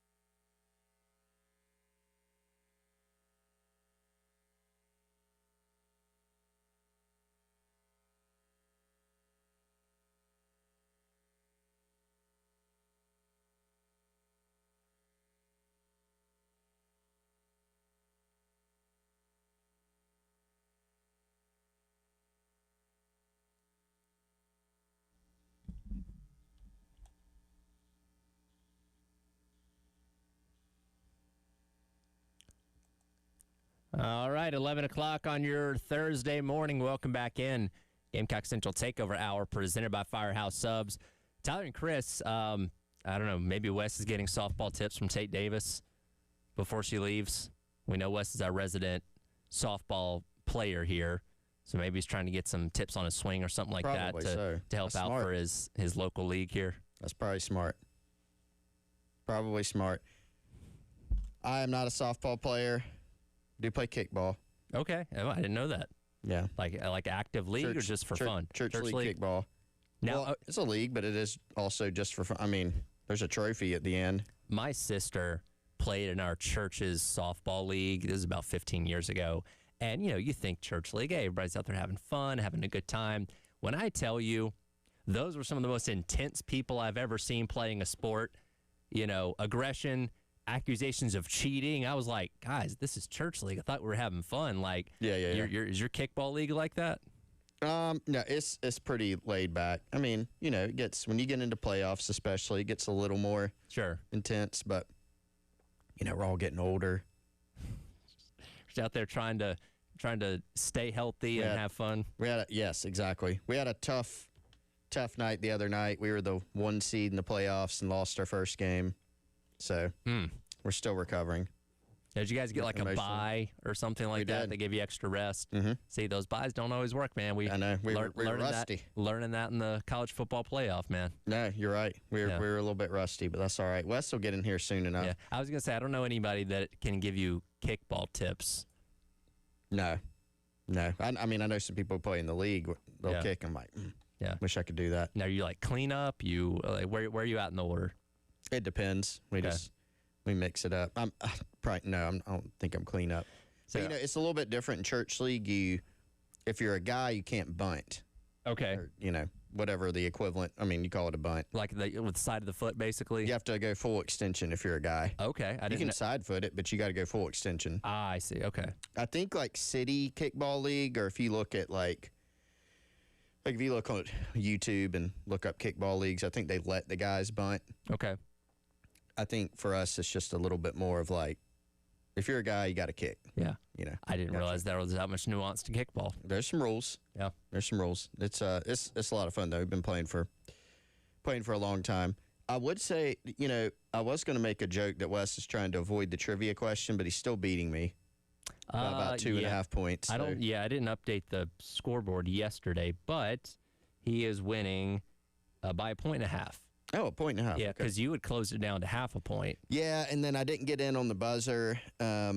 I knew the answer yesterday, and I didn't get it in. And so because I didn't get it in, and I was a little bit too nice and just like let there be some Sure. dead air, and Wes pounced on it. Yeah. So, Hey, gotta hit the buzzer when you can. Yep. Well, whenever he comes in here, I will ask today's trivia question. But today from 12 until 6, we're going to be out for Birdies with Beamer out there at Cobblestone. Beamer speaks at 4:15 today to the local media for his press conference. Jay and Terry going to maybe have him on during their show. We'll obviously try and pull some assistants.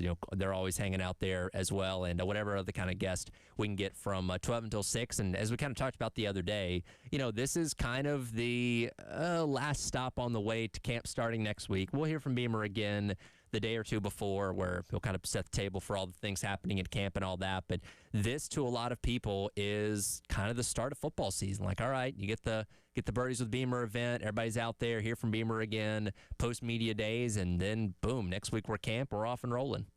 Yeah, it'll be interesting to see what he's asked and what he says. We just heard from him recently at media days, so not a whole lot of time, of course, in between that. The staff has still had some days off. The players have as well. And so it's not quite maybe hay is in the barn until preseason camp, but we're close, right? I mean, camp opens in right around a week. And so he'll probably be asked, hey, any guys, here's one that I think we'll probably see, any guys that are not going to be out there to start. Who's going to be limited, whether it's, injury, recovery, anything else. One thing that's on my mind, Tyler, that's kind of flying under the radar maybe a little bit is just roster management, going into the season, as well as big picture, the fact that you've got newer roster limit rules? Are any new guys going to get put on scholarship? How do you handle that? How does Shane Beamer feel about the numbers at different positions? He's expressed just generally a few spots, and he mentioned this at media days, like we got to get healthy and stay healthy on the O-line. Yes, we know that because we've seen here, 2023 is probably the best example. That can put you in a bad spot, not only in games, but practices. If you're down some guys, obviously everybody's talking about Jacarius Peak, but others, how does he feel about the health of that room, the overall health of the team? And just, are there any other little nuggets that maybe we didn't get at media days that we hear later today, whether it's from him or some of the coaches that are, milling around? Wes Mitchell has finally returned. He's here. He's here. He was studying. Yeah. He's studying Steve Wadiak. Yeah. It's actually not a Steve Wadiak question. Of course it's not. Yeah, of course it's not. I thought that'd be a little too easy for you guys. It would not have been too easy. That was a long time ago. I mean, we can go and study a little bit. Now, Wes, I theorized you were getting hitting tips from Tate Davis for your own softball career. Is that correct? I like our new friend Tate Davis. She got very nervous when I told her it was live. I thought she did fantastic. She was great.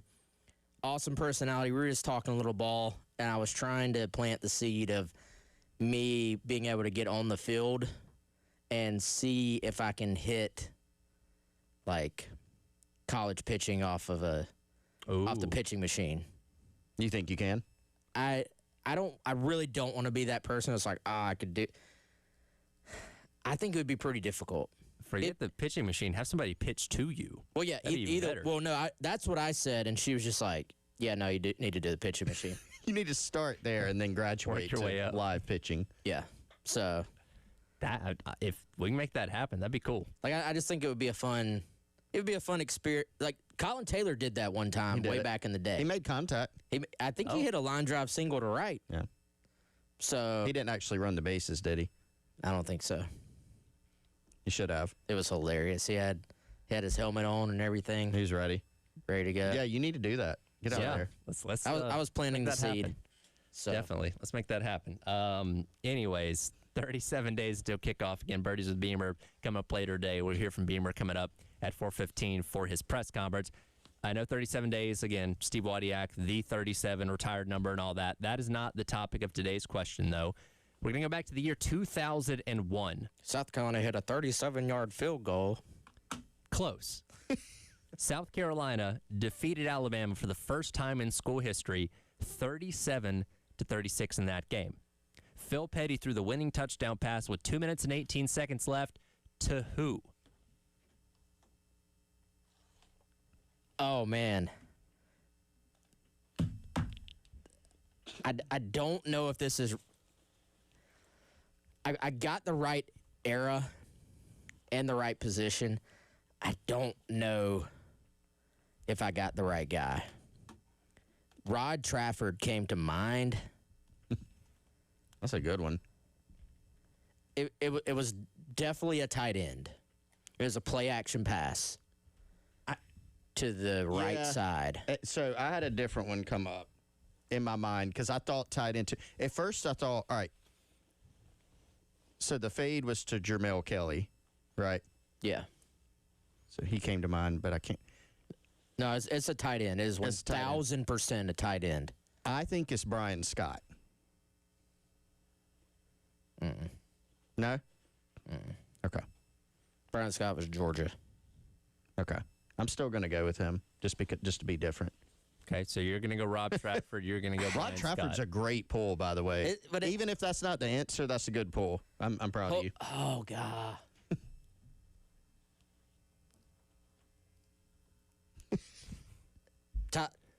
Oh, man. I don't think I'm right. But I'm so mad because I distinctly remember this game. Can visualize it. Yes. Are we locking in our answers? I will. Yes. I can even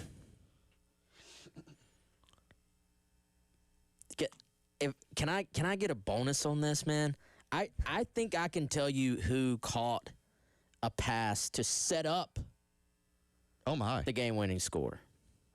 Okay, if you want to throw that out there, sure. There was a play in this game made by, and it was either on the touchdown drive to. This game went back and forth. It was probably one of the best games Really in good South game, Carolina history. Definitely one of the best games of the Holtz era. Either on the final drive or the second to last drive, they hit Andrea Gauls, who was actually George Gauss's cousin, I guess. George is a big-time defensive end from Conway that went to South Carolina. Andrea was a wide receiver, slot guy, and they hit a ball down the seam to him. Anyway, lock in my Rod Trafford. Although I feel like I'm going to kick myself. Maybe it's right. I don't know. Let's do it. So I'm going to play the clip. They initially attribute the touchdown to the wrong person. So wait until the end of the clip. They will say who actually did catch the touchdown pass. Here we go. This is unbelievable. Play action. Petty with a lot of time to the end zone. Touchdown, Carolina, Ryan Brewer. Not Ryan Brewer. Rod Trafford, the tight end, makes the grab. Rod Nice. Trafford. Very Let's nice. go. Good pull. Man, I doubted myself. Let's go. Tyler, did you think we would get that one? I had a pretty good feeling. Okay. I feel like for how important that game was, for what that season was for South Carolina, that's a moment that I imagine a lot of people that were alive to see it probably remember pretty fondly. Yeah, I was doubting myself on the name. Like, that was so long ago at this point. That was an incredible. If you were not around and watching football for that era, if you're a Gamecock fan, I cannot tell you how good of a game that was watching it live, because it's Alabama, and it felt. Y'all ever watch a game for your team, whether you're a South Carolina fan listening or anybody else, and it just feels like it is not your day? You know, it just feels like, man, this is not happening today for whatever reason. That was a game where it is not your day, and then that's the 1 out of 10 where it wasn't your day, and you just found a way. You know what I'm saying? Like, that's what that game, and that, I mean, I'd actually love to have Brewer on to talk about that game randomly, or Kimry, because I can't imagine what the sideline was like for that one. I remember watching that game on TV at my parents' house and wilding out. Was this was right after the fade too, right? Like a week or two after that? Let me pull up the schedule. Yeah, the week after. Was it really? Because the fade was 2001, right? I thought the fade was 2000. Okay, sorry. Off Where's the by a fade year. 2001? I think it was 2000. Okay, so I was off by a year because they did play Mississippi State the week before that. Because that was okay. That's right. Because the Mississippi State the week before that was the 9/11 game. Yeah, that was at Sorry, Mississippi State. Yeah, that's right. the So I got fade that was off by a year. 2000. The fade was 2000. A lot of good things happening those first couple years under Holtz. I will say, now, I mentioned Brian Scott. He did have a touchdown catch in the Bama game. Here we go with the excuses. No excuse. 43-yard touchdown. There was. And Well, actually, funny enough, after the fade, they did play Alabama the next week in 2000. They lost that game. they also didn't have their quarterback. Sorry, True. sorry, Kimry, but they didn't have the late great Phil Petty Yeah. So that was the first time because he got hurt to set up the fade. That was the first time in 2001 Carolina had ever beaten Alabama. We, of course, know the other time they did it back in 2010 in that historic game. Can they beat them this year? We'll discuss that coming up next. It is the Gamecock Central Takeover Hour presented by Firehouse Subs here on the game.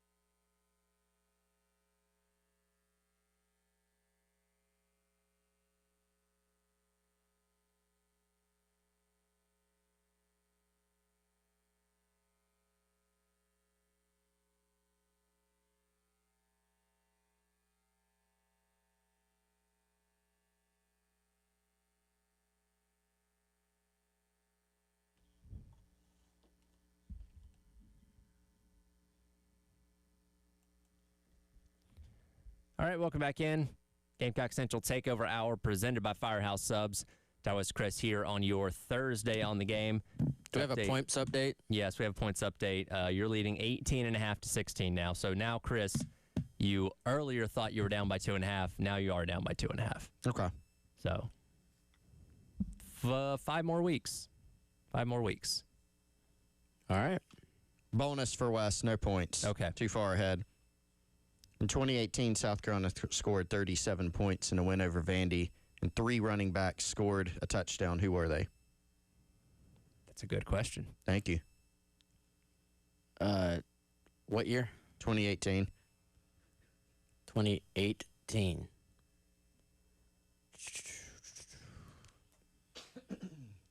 This game is not coming to me at all. I think there was like a weather delay, or there was some kind of weather thing, hurricane related.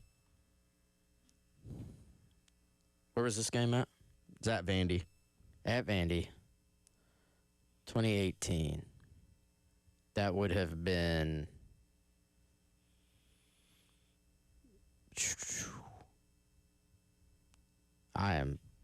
Who's the quarterback? Jake Bentley.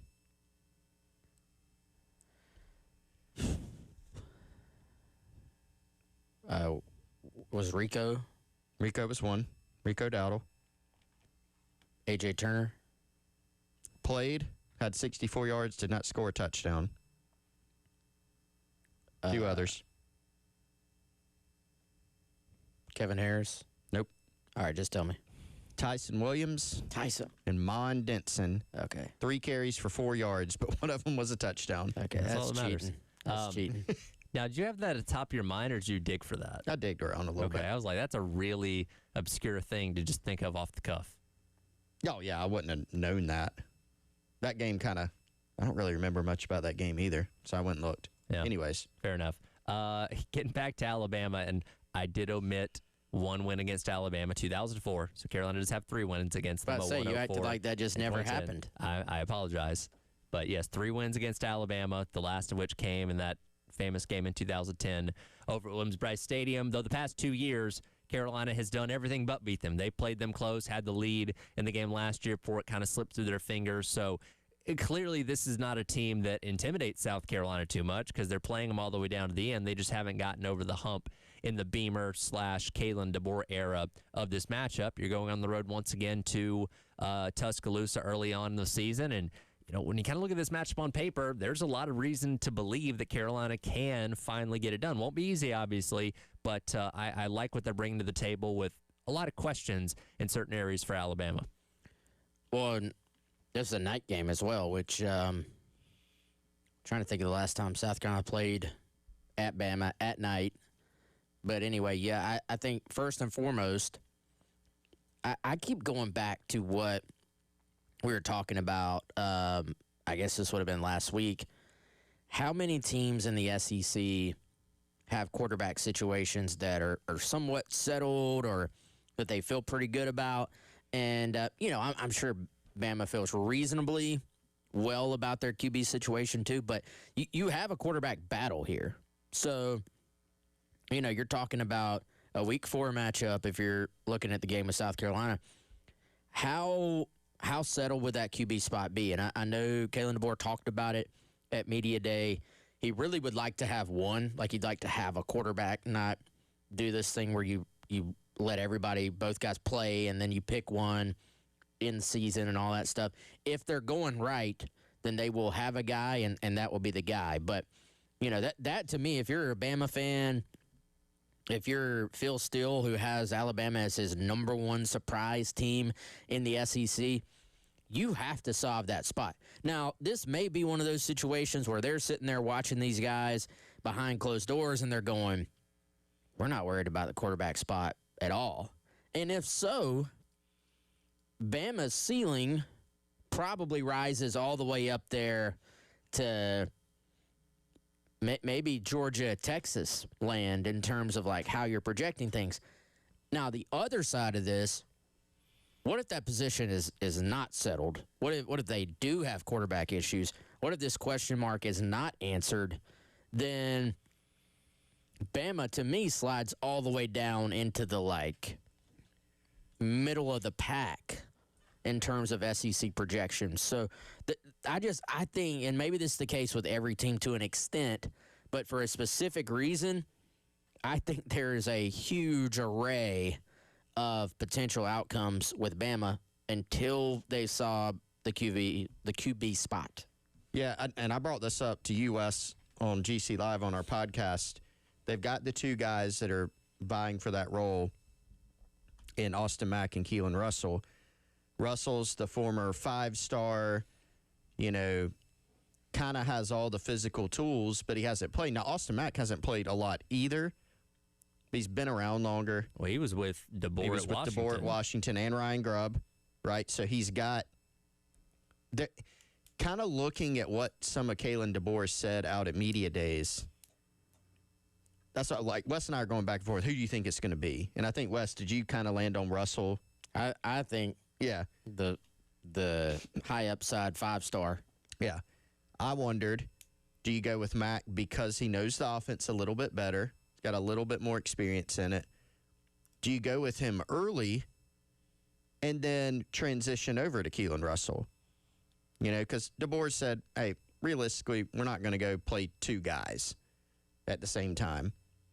But if you go with Mack because of that reason early in the season, and then you say, I think we could do a little bit better here, or Keelan's getting more and more comfortable, put him in the game, we'll see. South Carolina Bama games early in the season, so I'm kind of wondering, would that be a point where you make that change? There's a lot of questions there, but how odd is it that Bama is a quote-unquote surprise team for Phil Steele? That would not have been the case. They're not surprising anybody until now, where if Bama's a little bit better than you expect, look at Bama. It's kind of a weird thing. And the results have not, to be clear, they've not been bad by any means. Yeah.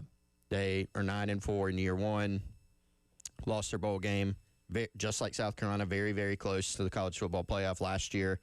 Had a really good year, but it's not what they become accustomed to in Tuscaloosa. Well, and it's not just the quarterback battle. As we've talked about, they couldn't run the ball to save their life.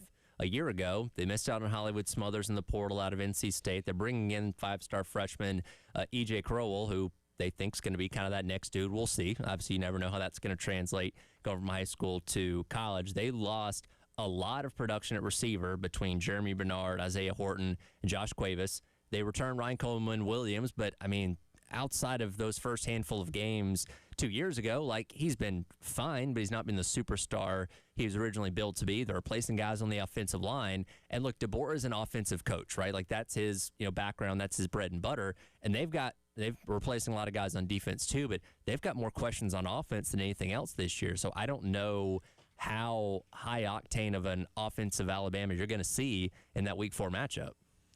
Yeah, and I think now here's the thing: if they have solved quarterback and they have upgraded their run game, which seems to be the single biggest focus of their entire offseason, then all of a sudden you go, all right, they're going to be pretty good. But the other side of this is, what if they haven't? And the calls from their fans will come very, very fast if they start slow next year. So I think, to a certain extent, you do not really know what to expect from teams regardless, but Bama just feels to me like a team where we really just do not have any idea what to expect in terms of, can they compete for the SEC? And here's the thing, we may not know by that game anyway, because Bama opens with ECU, Kentucky, and Florida State. So, and yet, yes, Florida State beat Alabama last year, but in terms of other tests, nowhere close to what they're going to face later in the year. So here's the thing. I could see the Alabama game being sort of tuned up as being, hey, this is the first big test for South Carolina this year. We really don't even know if that will be the case, because we don't know yet just how good or bad Bama might truly be. Yeah, big game, as many of them are for South Carolina. And again, trying to get their first win against Alabama since 2010, doing it on the road, where again, they came so close 2 seasons ago. Big to Media Days rolls along up in Chicago. What was said yesterday, we'll get into that coming up next. It is the Gamecock Central Takeover Hour presented by Firehouse Subs here on the game.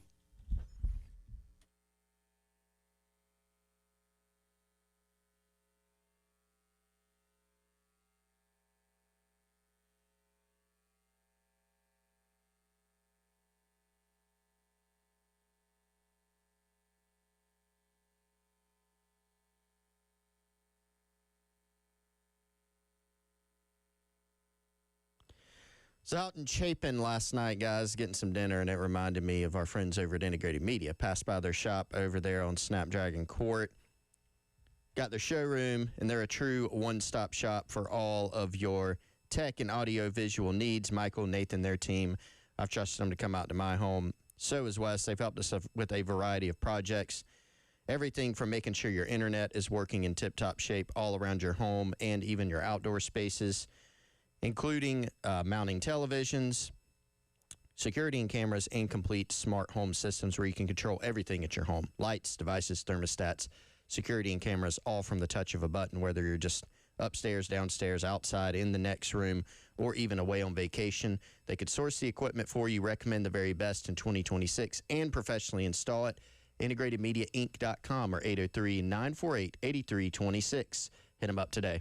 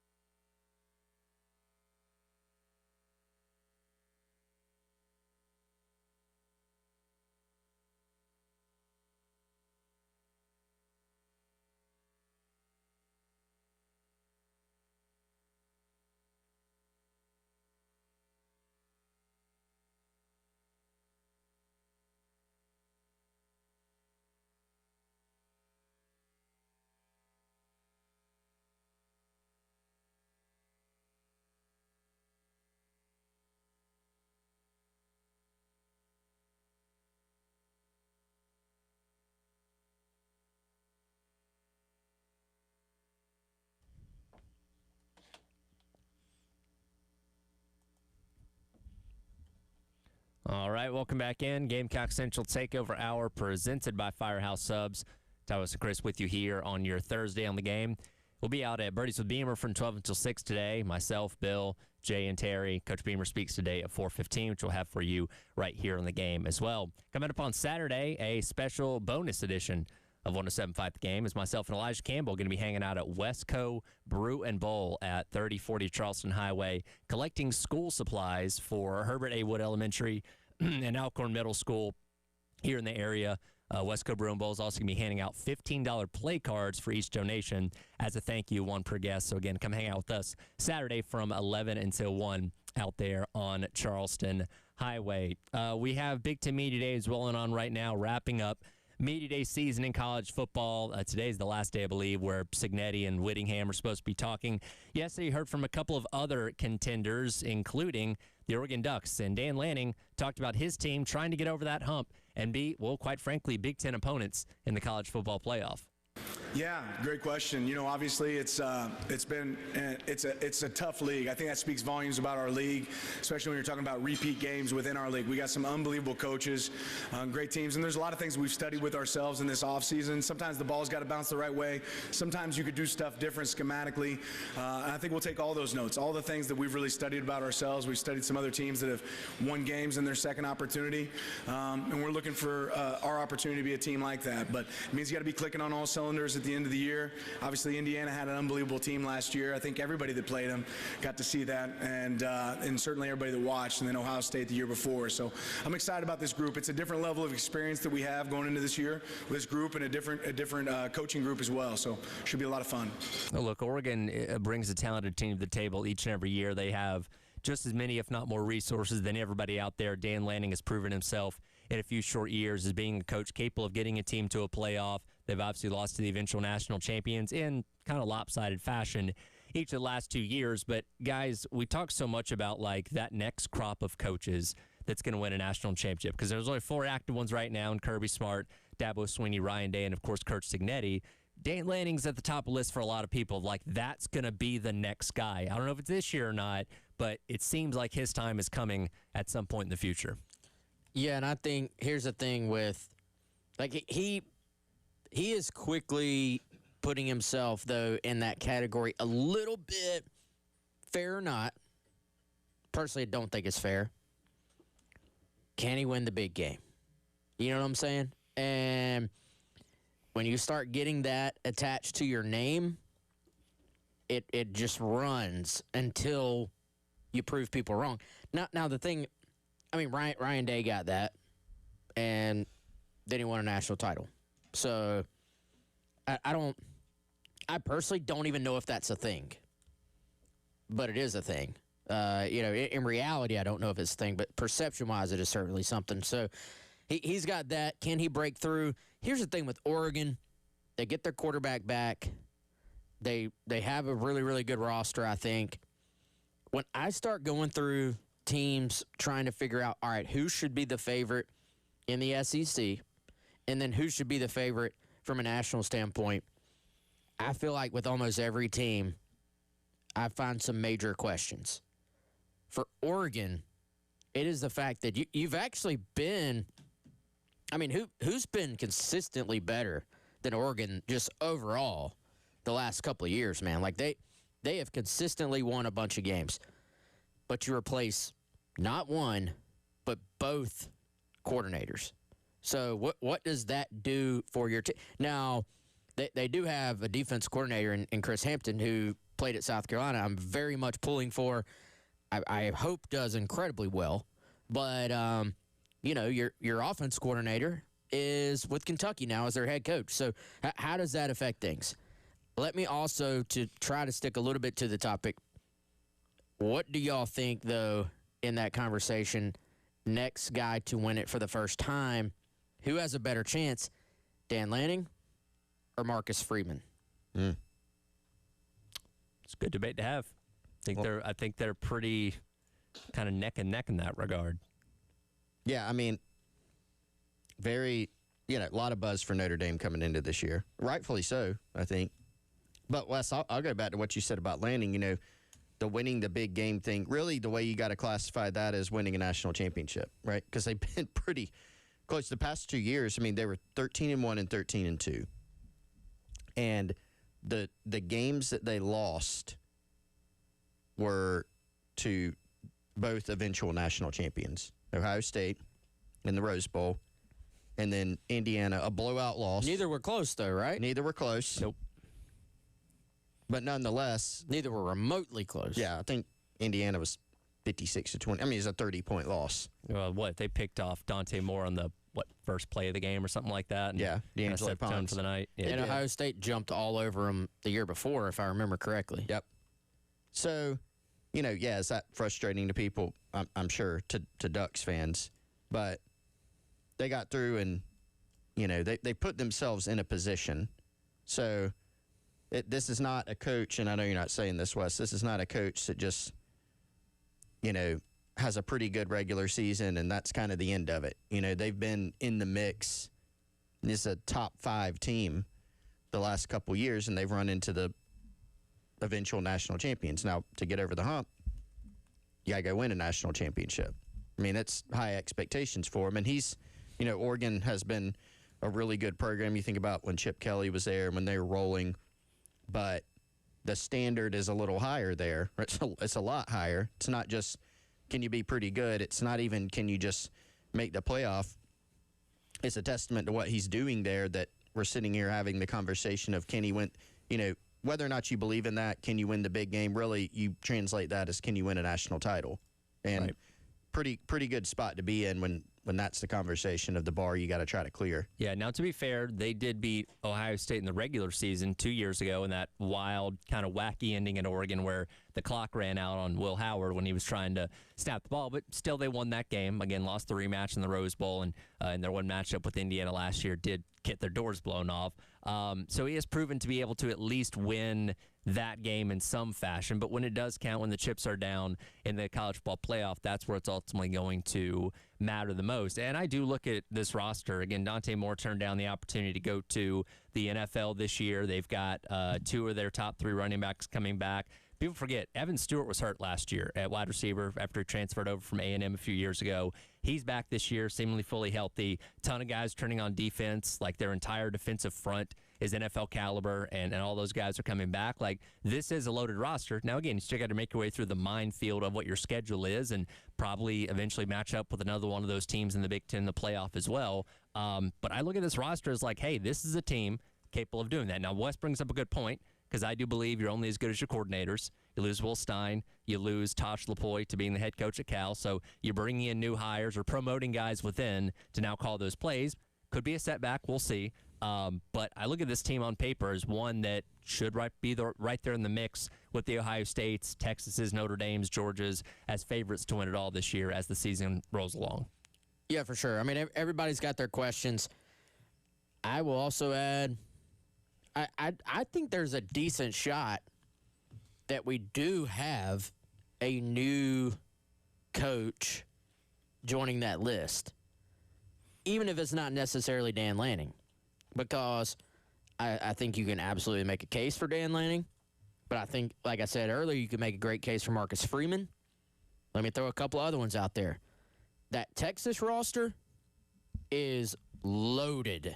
Yep. And now Texas has got to figure out a way to beat Tyler's Georgia Bulldogs and not just get